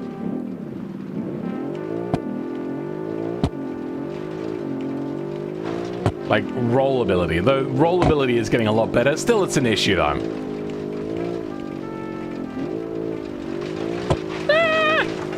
There we go. Lots of power. I tried. Wait, what? Oh, my camera is very slow right now. Pay attention to your surroundings. What an unusual sign. What have they got for a bracket here? Very low poly bracket. Anyway, I'm assuming they didn't expect people to look too close at it. Welcome, C1X. I agree. The title of the stream should be Testing 10 Made Cars While Roasting BeamNG Devs. That's what I do because it's not on Amazon, so I can't buy it. Okay. If you want, you could actually ask people in my Discord, like say, hey, can anybody help me with this? They'd probably be willing to help you. Okay, cool. That's this car done. I'm assuming you want a full fill score, right, for this? So, let's clear everything out. Wish I had a button. I wish I knew a way to, like, do a thing and delete certain boxes. I have to look that up. There's probably not. Styling. A lot of people like this sort of styling. I personally don't. I also don't like the headlights, how they don't fit right. The back end looks fairly good. The side looks fairly good. Though it is suicide doors, that's unusual, usually very unsafe, and that matters to family people, but they're buying an SUV, so they're probably not very smart people anyway, so they probably don't know that suicide doors are unsafe. At 50 bucks on Amazon, but can't. Yeah, a fill score would be nice. Cool. From Amazon, can you buy a Steam gift card? You probably can. Styling. So like an 8 out of 10 for that one. Because this is relative, by the way. These scores, they're fairly relative, but also a little bit based upon like what other things are. So maybe actually 7. I'm not a fan of those headlights. I also feel as if this grill here, or vent, sorry, is upside down in my opinion. But that's just my opinion. Other people may feel differently. Acceleration, it is very fast. So we're gonna go like an 8 on that. Handling, not great. That's gonna get like a 4. Fun factor, and it's off-roading. So for off-roading fun factor, that's cool. Cool factor. A lot of people are going to like this. I'm not going to, but also doesn't stand out much in a crowd. So we're going to go like a 6 there. Trackability is 0. Features. So let's have a look. Buy Beam. No, can't. Steam gift card if it's a scam. Buy. What? I don't use Amazon, but let's give it a try.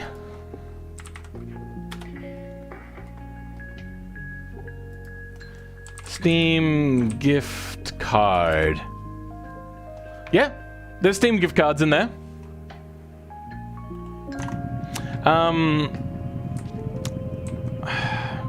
I can't see any features. I'm assuming this is extra things, but I don't know what they are. So I suppose we'll just give it, because it's like a Range Rover. What's the price on it? 62,000. So I'm assuming it is fairly well decked. So we'll give it like a 7 for now. I don't see any iPad thing there. Yeah, they may have included it into the dash maybe, but I still don't see it. So we'll go with a 7. Comfort on this. Actually, do we have any AC controls? Maybe. I don't know. I can't tell. Comfort. It is fairly comfortable. It's also like incredibly wallowy, so we're only going to give it like a 7. But being a heavy car, it's going to glide a lot easier. Quality. I mean, it's a British car, so it's also like turboed for an engine which ended its production like 11 years prior. So the quality is going to be like a 4. It's going to feel nice. That's why it's getting at least half the score that it's getting. But the other half is like really bad because it's British. So, practicality. It only seats 5. It doesn't seat 7 like a lot of British people want, which is a fairly important thing for these sorts of people. Buy them from the Belgian site. Add some points for the features because of the shoot. What shoot? What? What are we talking about?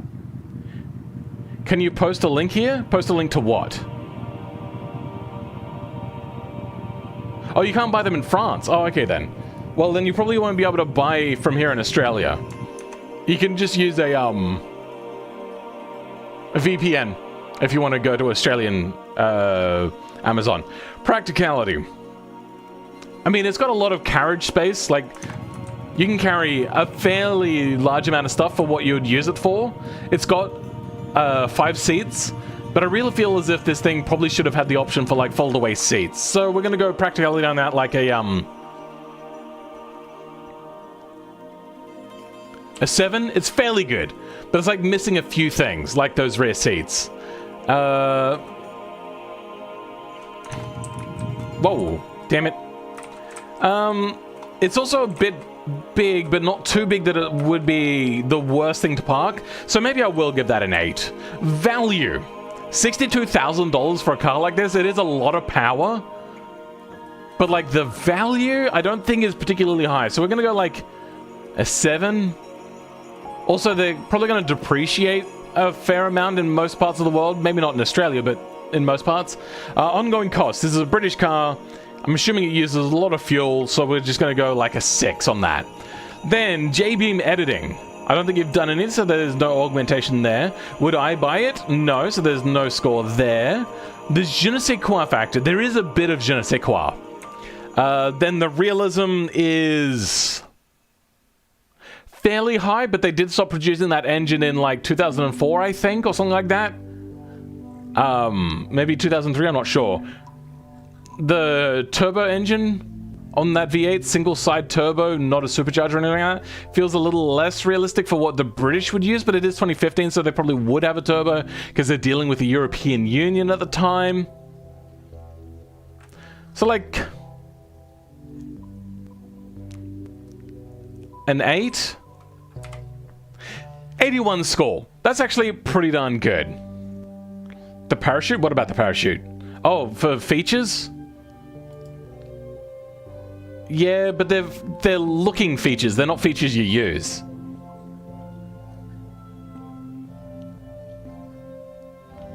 Alright, you know what? Fine. We will bump it up to an 8. There was enough people saying it. I just don't feel that there's, like, enough used features. And it doesn't have a snorkel either. My cuticle's are peeling. Weird. This is a nice scene for this car. I like it. That's a good screenshot right there. Anyway, let's go ahead and look at... Whoa, what just happened? Did I just unspawn the car? Oh.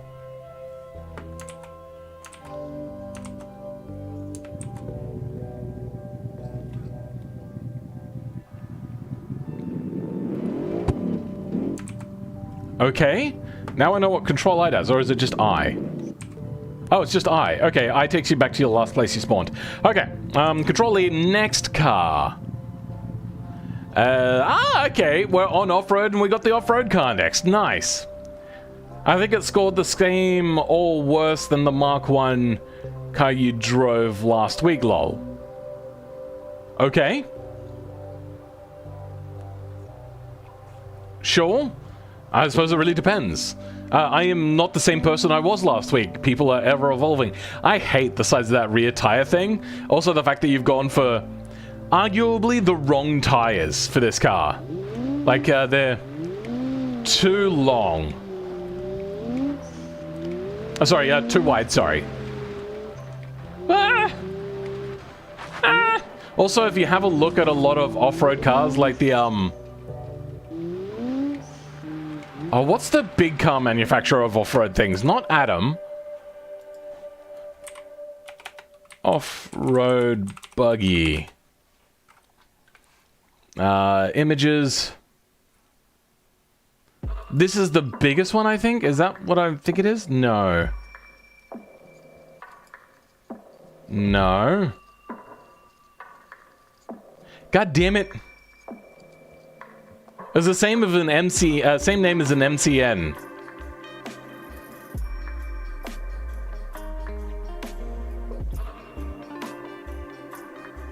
Was like the most popular at the moment.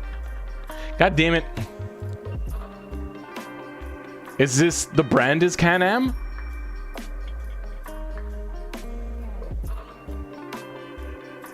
Weird. Okay. Alright, I can't find the car model I was looking for. I saw a thing for shopping. What do we got there? Okay, weird. Some really cool things in here. Whatever. Polaris, that's the one! The Polarises are a lot narrower. I believe Polaris is like one of the most popular at the moment. Notice how narrow they are? But then the weight as it gets to the top is a lot less.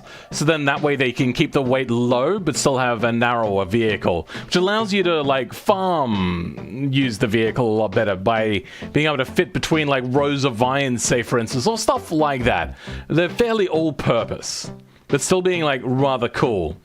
That one's a little bit wider. Yeah. I just feel this thing is too low, too wide, a bit jank. Polaris is owned by John Deere, right? Oh, really? I now hate Polaris because John Deere can suck a dick. Oh dear. Your sway bar on the front is way too stiff. I just saw then it was getting lift. Like, look at this. Yeah, like the front axle is lifting off the ground when cornering hard. Which, for a road car, that's fine. But this is not a road car. So you're going to be hurt for, like, off-road ability on that. What you want is the ability to put your tires to the ground. It does feel actually quite stable, though. I will admit, this is quite good handling feeling. Did we stuff up the steering? Yeah, a little bit. This is... tricky. It's somehow like weirdly oversteery.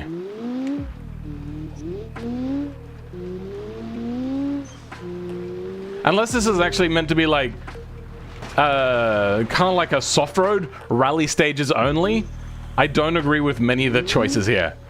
If it is actually meant for more like rallying on flat grounds, this is actually pretty decent because this makes a very good rally car.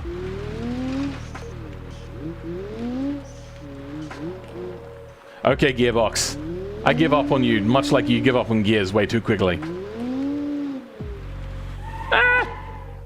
It becomes tricky to control sometimes.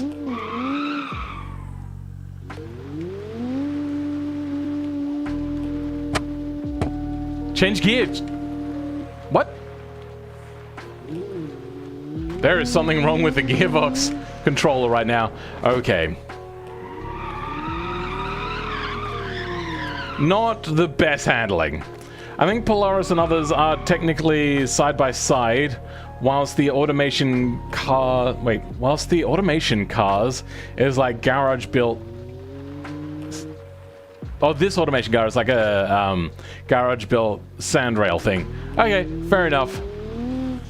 Then probably giving it a full fill score is probably not the best sort of thing.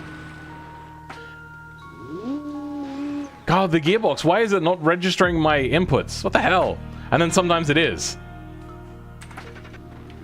I did make it mostly as a rally type vehicle. Okay, let's go back to manual control. The gears feel way too short for a vehicle of this much power. A low high range selector would probably fix your need for low gear ratios, but actually not have shit control in BeamNG. Okay, so as a rally type vehicle, not so bad. Why are we pulling hard to the right? That's weird. Ah, okay, understeer. So it is fun. I will admit, I hate how big the rear tire thing is though. But aside from that, doing pretty decent. That was my bad, I didn't see how sharp the corner was. Let's look at your collision mesh. Oh dear. I'm surprised that this thing is actually doing anything at all without jiggling to high hell. That is weird. I thought this thing would have jiggled hella large amounts with the jiggliness of this.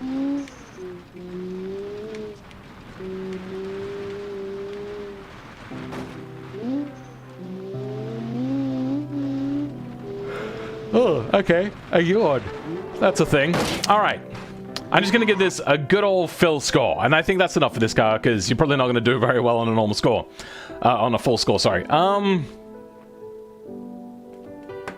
I think like a 7.5. I don't like the tail lights. I think it's way too low. Would have liked to have seen some cool suspension. This thing also probably wouldn't have had McPherson struts. It probably would have double wishbones. Especially if it's like a garage-made car.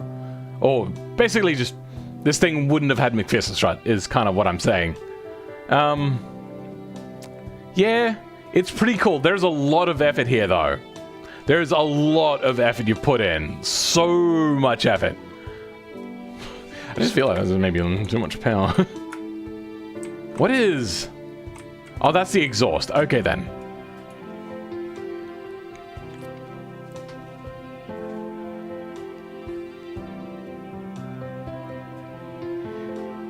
In Eastern Europe, we have a bunch of these built tube frame death traps that look like this one. Oh, okay, cool. They're not very common here.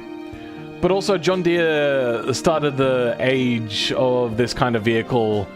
Fits the John Deere Razor. No, I don't think they were the first ones to do it, but also, fuck John Deere. Let's not talk about John Deere. They're a cunt of a company. They're the ones that led the whole anti-right to repair on vehicles, on their tractors, by bullshit. What they were saying was, we can't let you work on your tractor yourself because you may do something that allows you to play copyrighted music from the internal cabin speakers or something like that. No. Screw John Deere. They've been rallying for like anti-right to repair for the longest time. They are a toxic, cancerous company and should be shot in the face and never be allowed to resurface ever again. Rally cars tend to have short gears. They usually have a top speed of only... Yeah, it depends. It just feels like in BeamNG, this thing could probably do with a bit different gearing.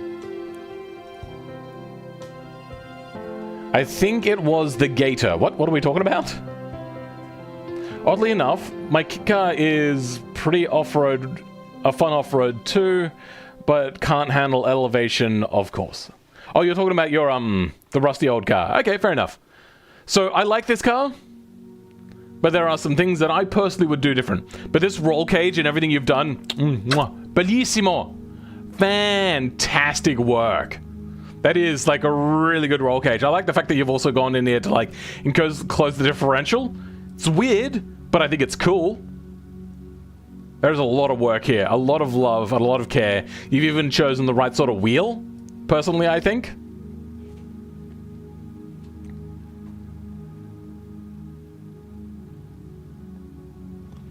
How is playing copyrighted music in a tractor an issue anyways?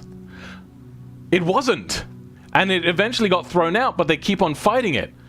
What it is that they wanted to do was stop you from being able to repair your tractor, so you have to go back and get like official parts and pay official workers and everything like that. They're just dickheads. I got John Deere tractors in Farming Simulator for this very reason. Oh, nice, Lee Perez. Welcome, Lee Perez. I don't think I've said hello to you yet. Well done. I approve. I think the tractors look really cool, I will admit, but I hate them as a company. The Spectre Sport. You know what? Let's try that out on this road. Is this all-wheel drive? Yes, it is. But I don't think it has a lot of power, so unusual. Let's try it on here, and then we'll take it to a racetrack. We got lots of understeer. Weird. Okay, no, maybe that was just that one particular circumstance. Lots of high-speed track. Oh, okay, we've also got, ESC, let's turn that off. Because, hell no. Brakes are fairly decent. They're not, like, top-end, like, cars that have, like, air brakes and all that sort of stuff, or just really big brakes. But still, pretty cool.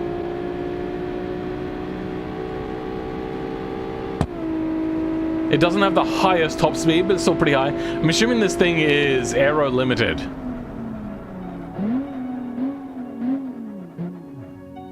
Okay, yeah, not the greatest brakes in the world. Let's try some back and forth here on a more realistic road before we go over to a racetrack. That is the understeer right there. And I get the feeling that's partly like, I'm not on the power. So it might be, the all-wheel drive system doing it,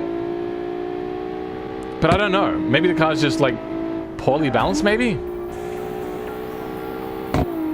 Yeah, this track is just filled with lots of high-speed stuff, which is very indicative of how this car would probably be used. But let's take it to a racetrack, and I want to take it to Automation Test Track because Automation Test Track has a lot of different scenario sort of situations with off-camber corners, high-camber corners, mid-camber corners, stuff like that. Honestly, I prefer Lamborghini tractors over John Deere's, and I hate Lamborghinis. Oh, okay then.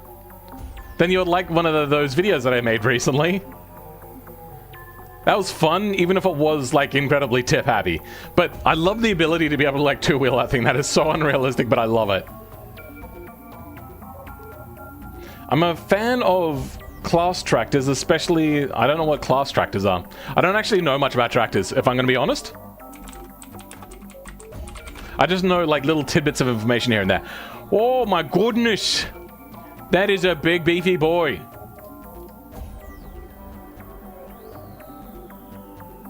Okay, well, that's not going to load anytime soon. It does still look a lot like a Lamborghini tractor, if I'm going to be honest.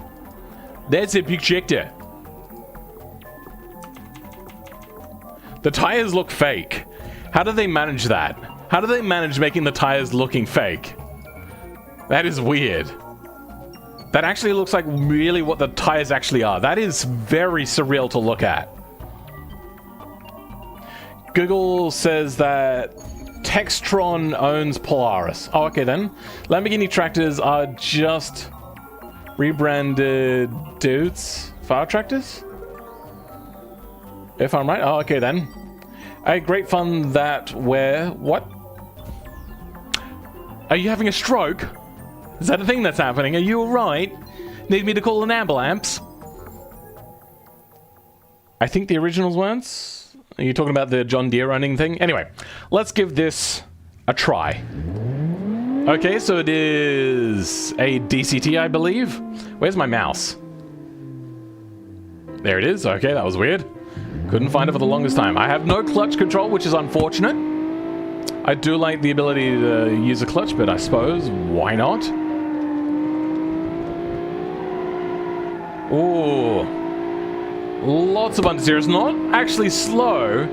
It's just unsatisfying. If you know what I mean? Like, it is actually quite a fast car, and it can make it around corners, but it understeers way too much. Yeah. Also, the rear seats are, like, really narrow. Oh, it's because they tried to fit it in around the, thing. Ah! Poop! That is not great. Okay. Not so bad. Oh, sorry. Another yawn. Oh, goodness gracious. Good thing that we've only got 2 cars left.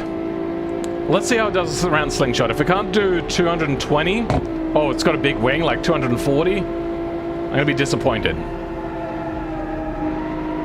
Okay. It does okay. It's just unsatisfying to drive is how I would word it. Brakes are actually pretty decent. But I think the thing is aero limited, which is why it's not going particularly fast into corners. Oh, sorry, it's not going particularly fast to straight lines.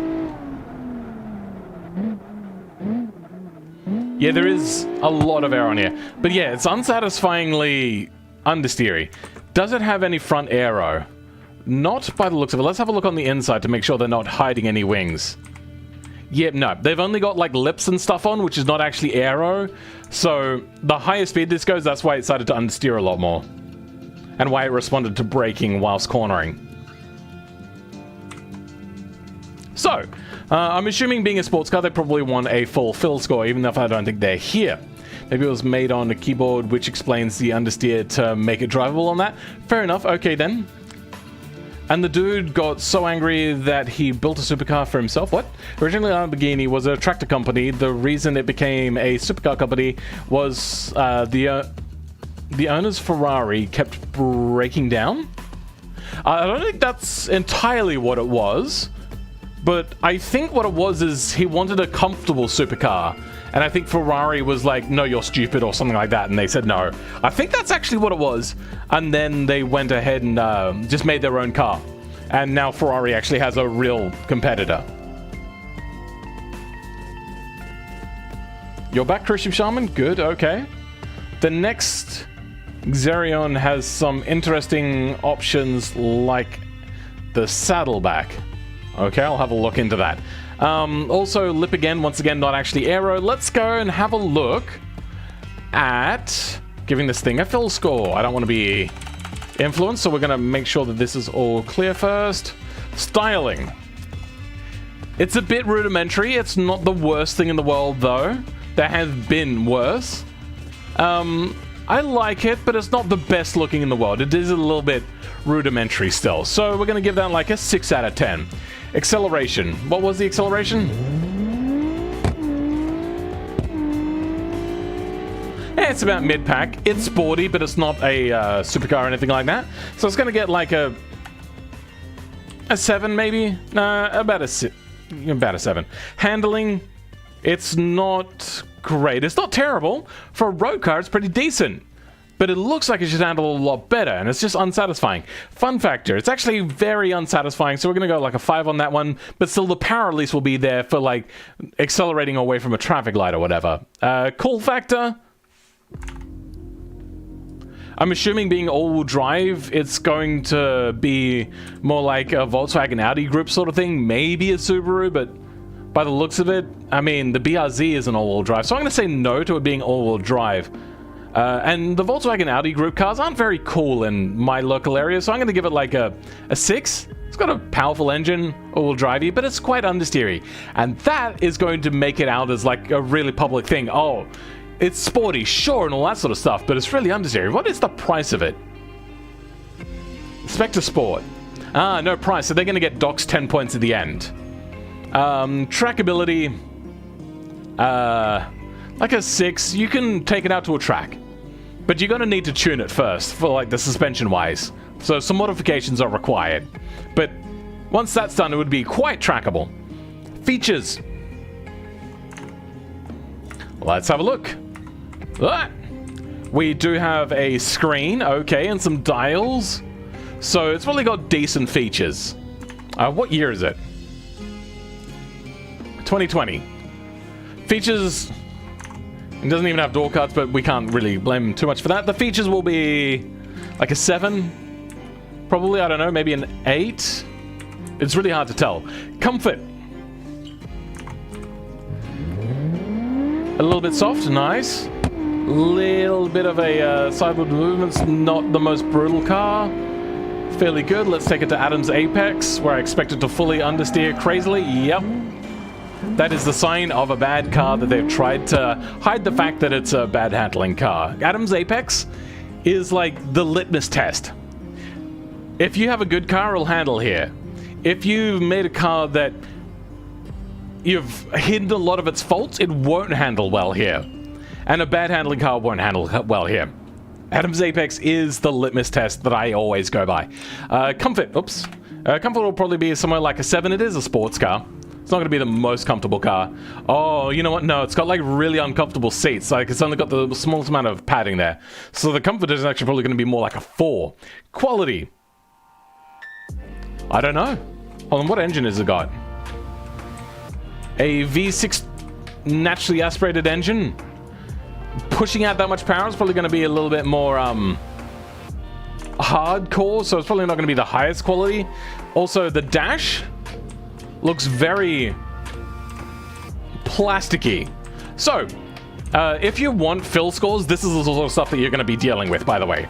So, the quality on that is going to be fairly low. It's going to be like a 5, you know what, a 4. Not the greatest. But then again, actually, the engine probably won't be pushed to its absolute limits. Practicality.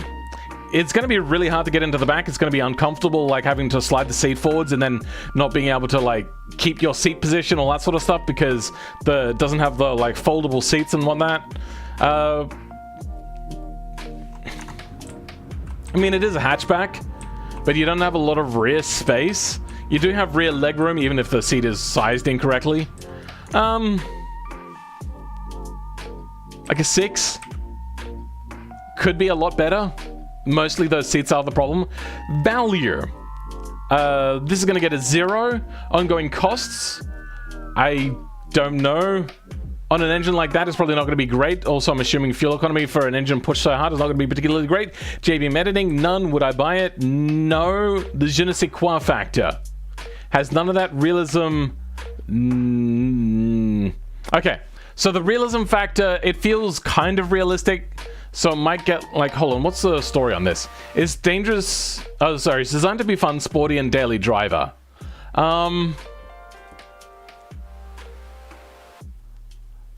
Because I haven't put a price, I'm going to give it like -5, which will counteract the like 5 or 6 I was going to give it. Something like that. I don't know. Anyway, so that gives it a score of 60 because they didn't put down a price, and that's doxing them 10 points. Hey. You're a critic, and that's why we come? Wait a minute, that sounds wrong. What sounds wrong? You coming because I'm a critic? Alright, the final car now is that big oafish truck. Ginormous. Makes everything else look small. Oh, it does have a trailer hitch, so we can tow things. We have ESC, so let's turn that off.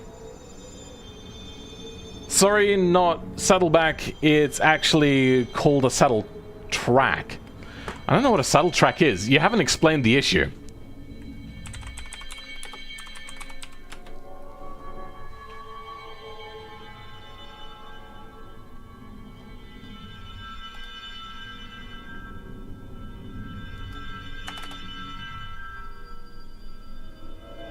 I'm just saying tractors. I don't understand what it is you're saying. Ute? I don't know what that is.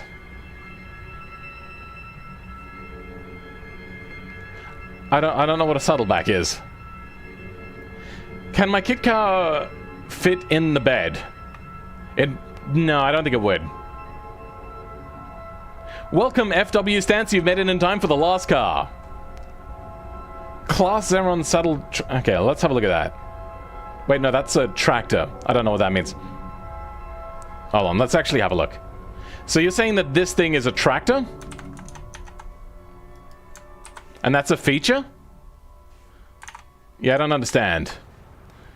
Phil really liked creepy music, huh? Wait, what? Oh, yeah, it was playing creepy music, wasn't it?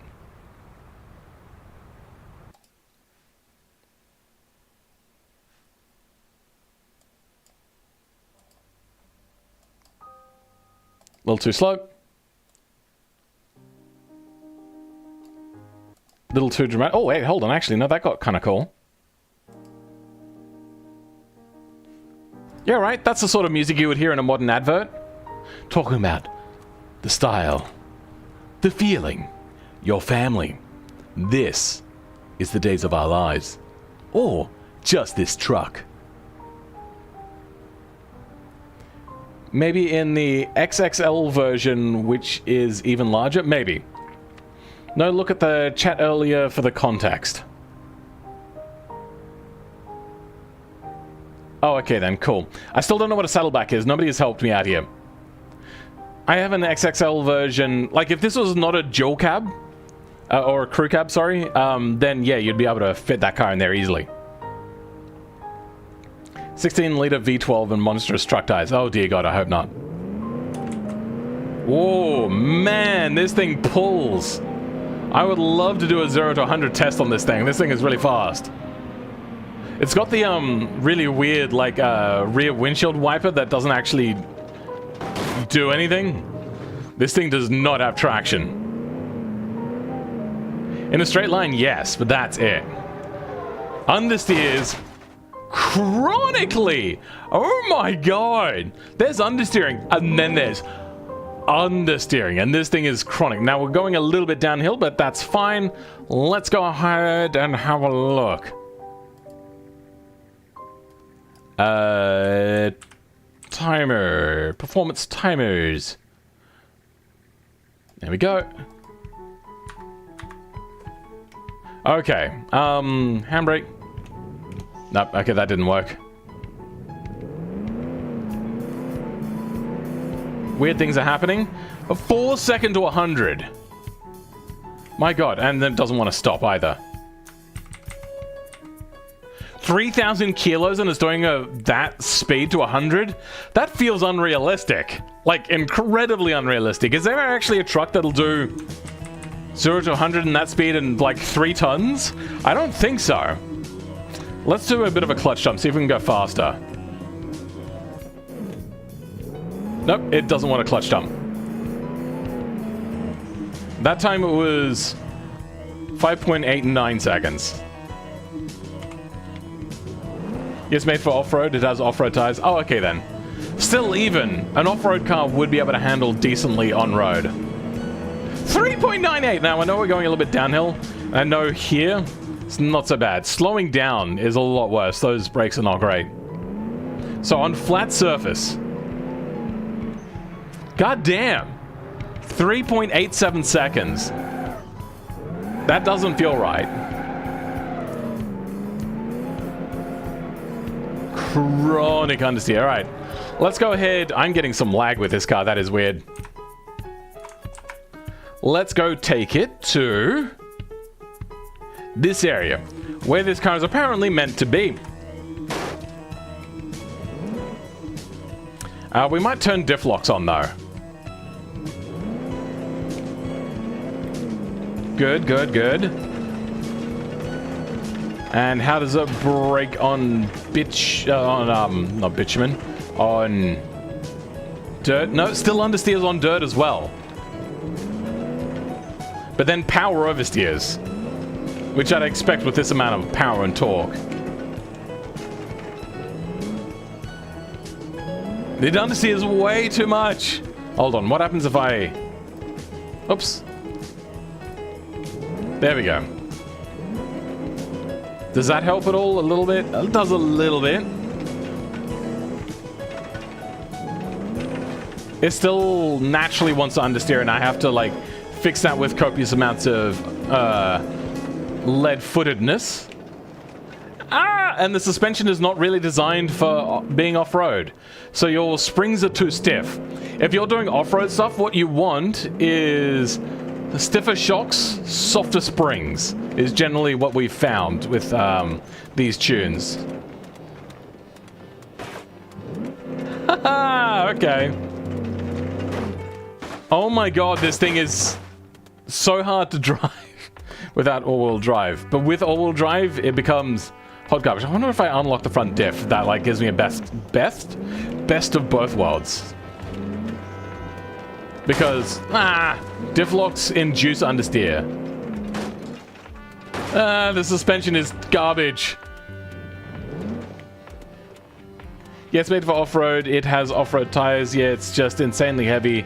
So stiffer dampeners and softer springs. Yep, that will help this a lot. Because currently, this thing bounces way too much.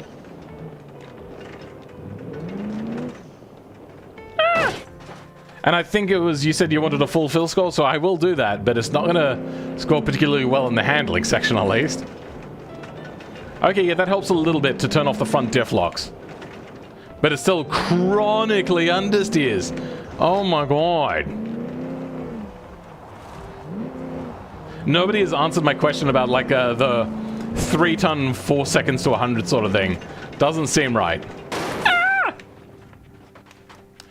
I guess it's American, so bad handling is realistic. Maybe, but that's too much. Ford Raptor 2022. Good, it still exists. Curb weight. That's a very heavy vehicle. 5,700 pounds? That's nearly 4 tons, right? No, I was wrong. It's 2.6 tons. Well, it's getting close. Ford Raptor 2022, 0 to 60. How fast does that go? 0 to 100? 5.1 seconds. Okay. So it is faster than what I believe is meant to be the fastest truck in the world, but not by a large amount. But still, that like extra time on a heavier vehicle is really going to be hard to get. So I feel that that's not really realistic. The explosive power of its engine and transmission allows the Ram F-150 from 0 to 60 in 4.5 seconds. Oh, okay then. What's its weight? I mean, the fastest F-150 Raptor does 4.5 seconds, apparently. That got set above. I think the Ram TRX does less than 4 seconds, really. But it's lighter than 3 kilograms, 3,000 kilograms, you think? Try the TRX Ram? Okay, let's have a look at the TRX Ram.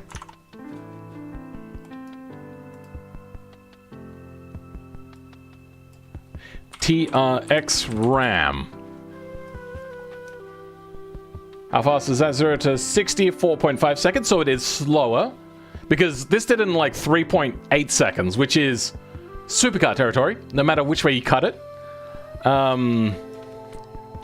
Curb weight. I don't know how much that is. Screw these funny numbers. That's just shy of 3 tons, right? Yeah, 2,900. So, yeah, I do think that this amount of acceleration is unrealistic. I'm assuming that it won't be long until that exists, but it doesn't exist yet. Which car is this again? This is the Workhorse Titan Hauler. Okay. There it is. It's one above. But Crispy Shaman, $84,000. That's actually a pretty decent price. Let's go to the lifting area. Do you even lift, bro? F7. I have to remember which key to press there for a second. And get turned around. Turning circle is not great. And also not the worst. And then let's bring in the heaviest trailer that we've got available for cars, which I believe is on this one, right? And 2,100 kilos, is that it? Yes, an insane truck. It's more of a drag racing off-road. It did well on off-road trial. Oh, shoot. I accidentally replaced my car.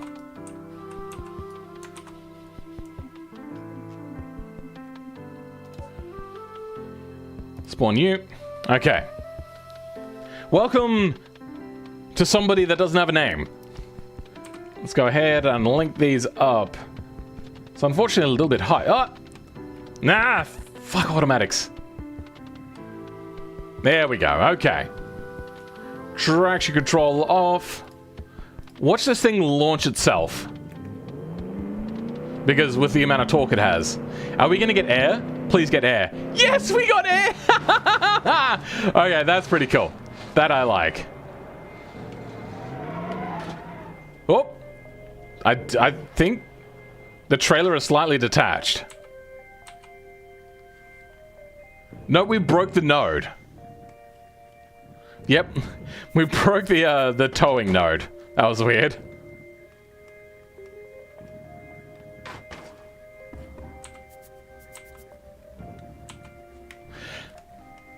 Come on. Come on.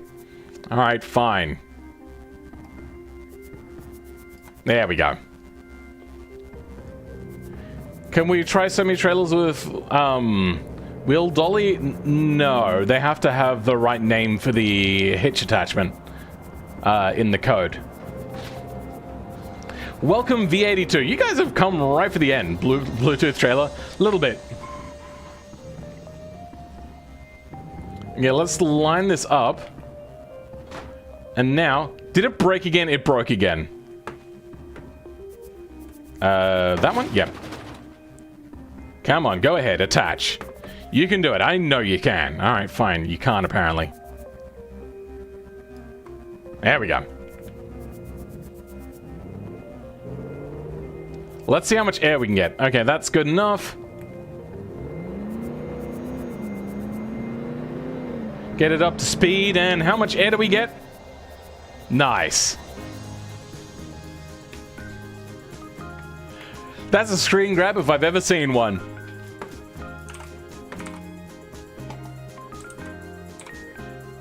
Nice. Carl Hammer says the 2021 Ram 1500 TRX is the fastest pickup truck in the world. It can complete 0 to 60 miles per hour sprint in just 4.5 seconds. Yeah, this thing is like 0.6 of a second faster than that. It's in the 3-second range. And completes the quarter mile in 12.9 seconds. Yeah, that would be the air resistance and whatnot towards the end. Actually, there is a 5th wheel dually mod in Beam. Yep. Which attaches the car hitches and makes you able to pull semi-trailers. Yep, I can see that. It'd be pretty easy to implement as a mod as well. So, yeah, cool truck. It's gonna get hurt on the realism score, though, a lot. So let's go ahead and give this thing the fill score, because I'm assuming you want a full fill score for this. Styling. I mean, it's a truck. I don't like trucks. This bumper looks too small, in my opinion, compared to the rest of it. I don't know about chrome on a truck. Is that a thing?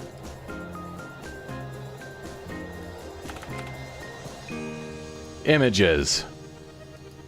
Yeah, usually they're like hard plastics sort of look. So I'm not a big fan of the chrome. It looks fairly good. There is a lot of detail on here. I don't know about this like outlining of a square tail like that. Also, you're going to notice that pretty much all trucks have some sort of like wraparound tail light in some sort of way. I know that that's really hard to do, especially on this body.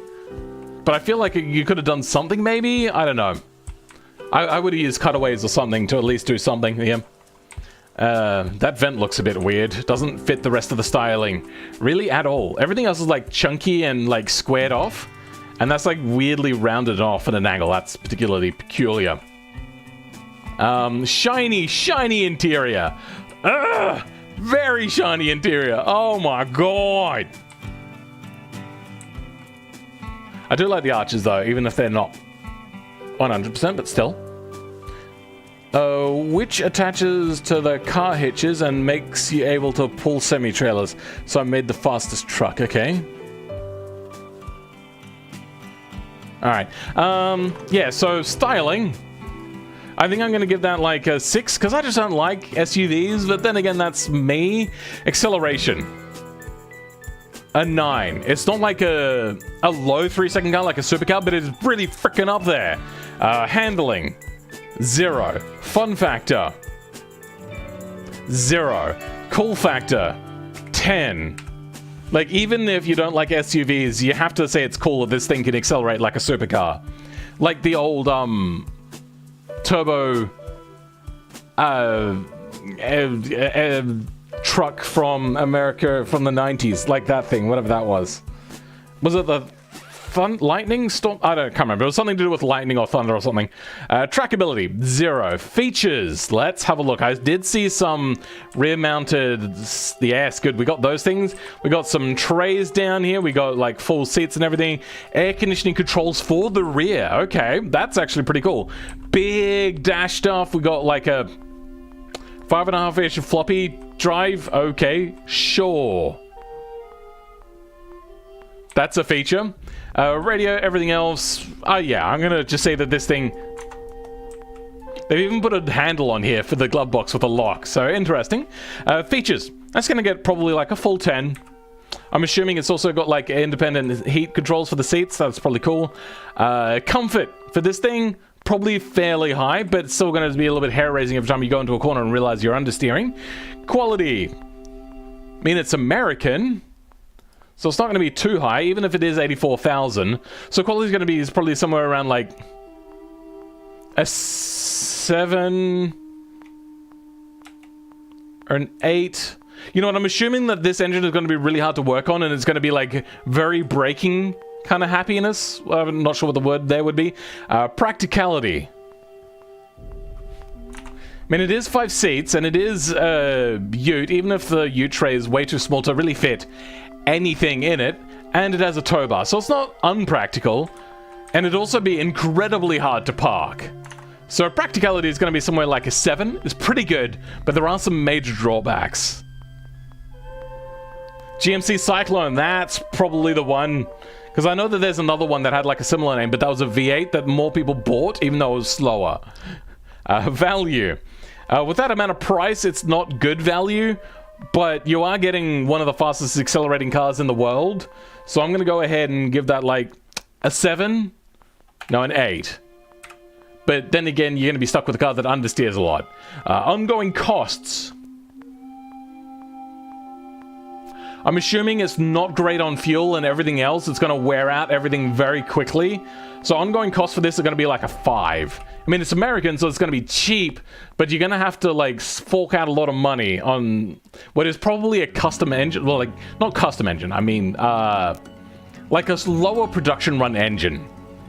It's not going to be like one of their more common engines that they sell. J-beam editing. I don't think there was any, right? So that's fine. Would I buy it? No. The je ne sais quoi. There is actually quite a high je ne sais quoi factor here.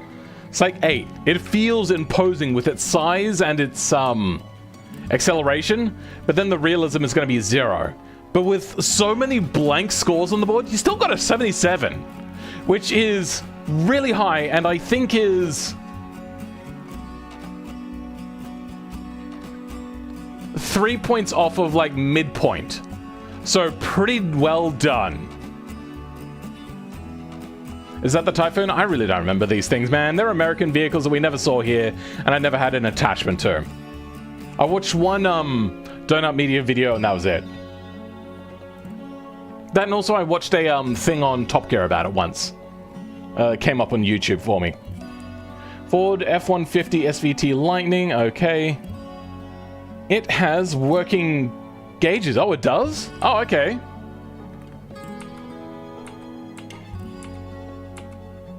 But no camera on the inside, so we're gonna have to like go in and have a look. 65 miles per hour, 3,400 RPM. Oh. I thought this was just a default automation fixture. Okay, why did you squish it then? Like, you could have stretched it out to not be squished.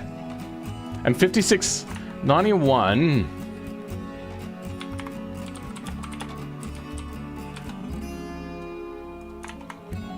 Ah, okay. The gauges do work. Okay, alright. That is not a simple gauge. Where'd you get the gauge cluster from? My truck has quirking speedo and stuff. You may want to go back and study English. It is a problem. This time I was able to figure it out, but sometimes it's not. Do we have a moving steering wheel? Woo! Man, cleared it entirely. I would love to look from the inside, but you haven't moved the cabin inside, unfortunately. Let's go ahead.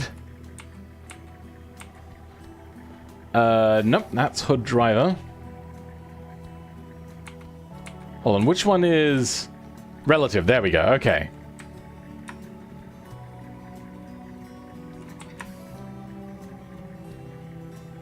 Good thing they made relative camera work properly now.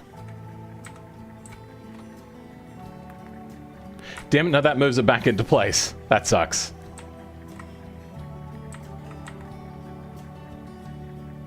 Where is the headrest? The headrest is about there, so our head goes about here. Okay, let's try this out. Wow, okay, that is really cool. I am gonna, however, turn off the accelerator app so I can get like the full ambiance of the interior. That's awesome. Welcome, Eric Ross. I've never seen something like that from automation. This is custom J-beam stuff that they've done here. No working wheel, though. Still too stupid to make working wheels. I would say the gauges are probably harder to make work.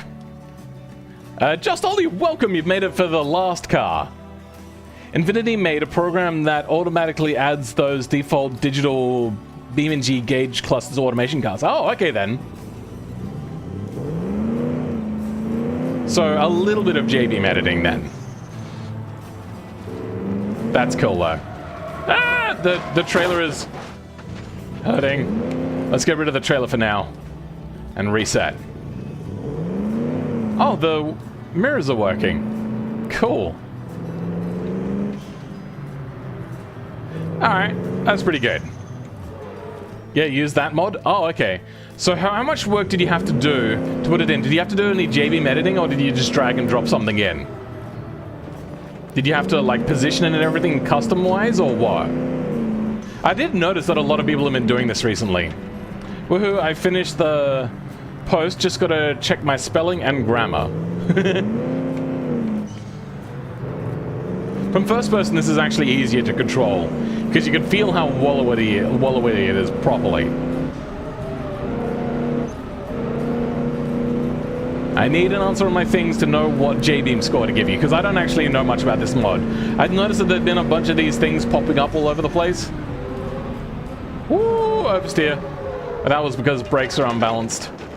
Handbraking does not work at all.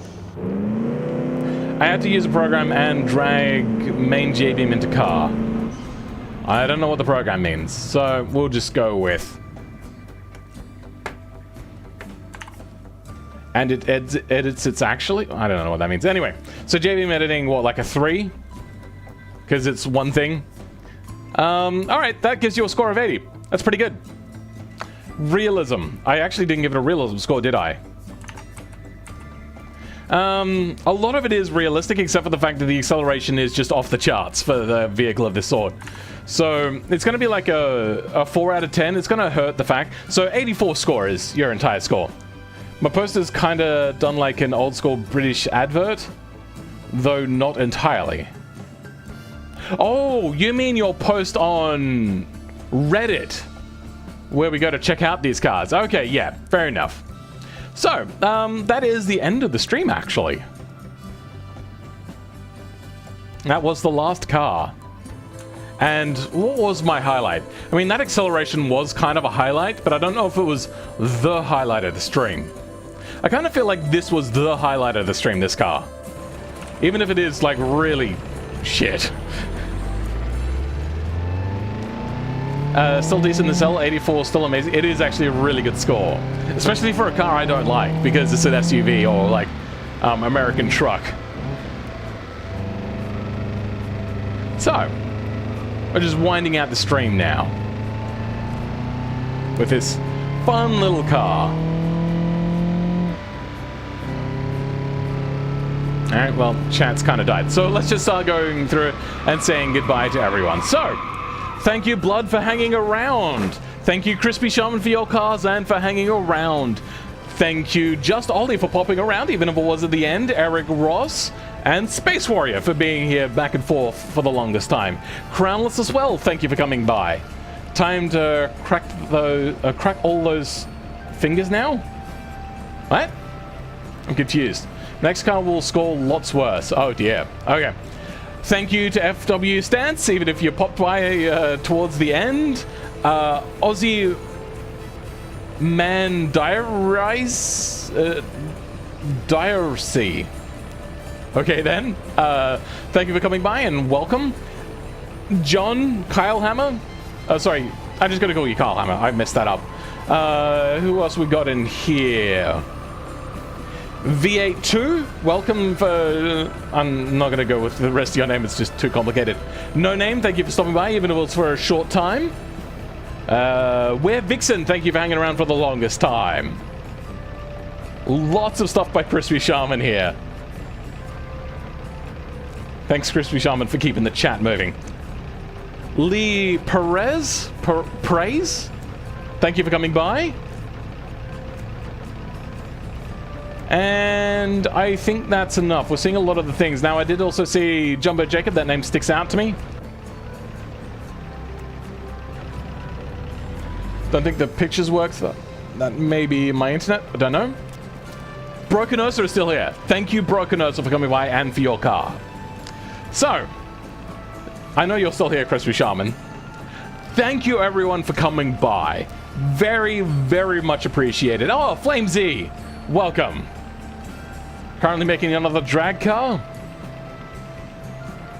Bigger version of this with monster truck wheels. People, please don't vote for that. Don't put me through that. Oh dear. Oh, Ryuko. Yes. Well, thank you as well for end of the stream. Yes. Oof, end of stream. I'm not going to do the special ending because somebody did donate money and I don't know how the money goes on me earning money on a video that'll get copyright striked, so I'm just going to say no to that, and we're just going to say goodbye. So, thank you everyone that came by this week. I did actually notice that I don't have a theme set up for next week yet. So, let me just think of one right now, and I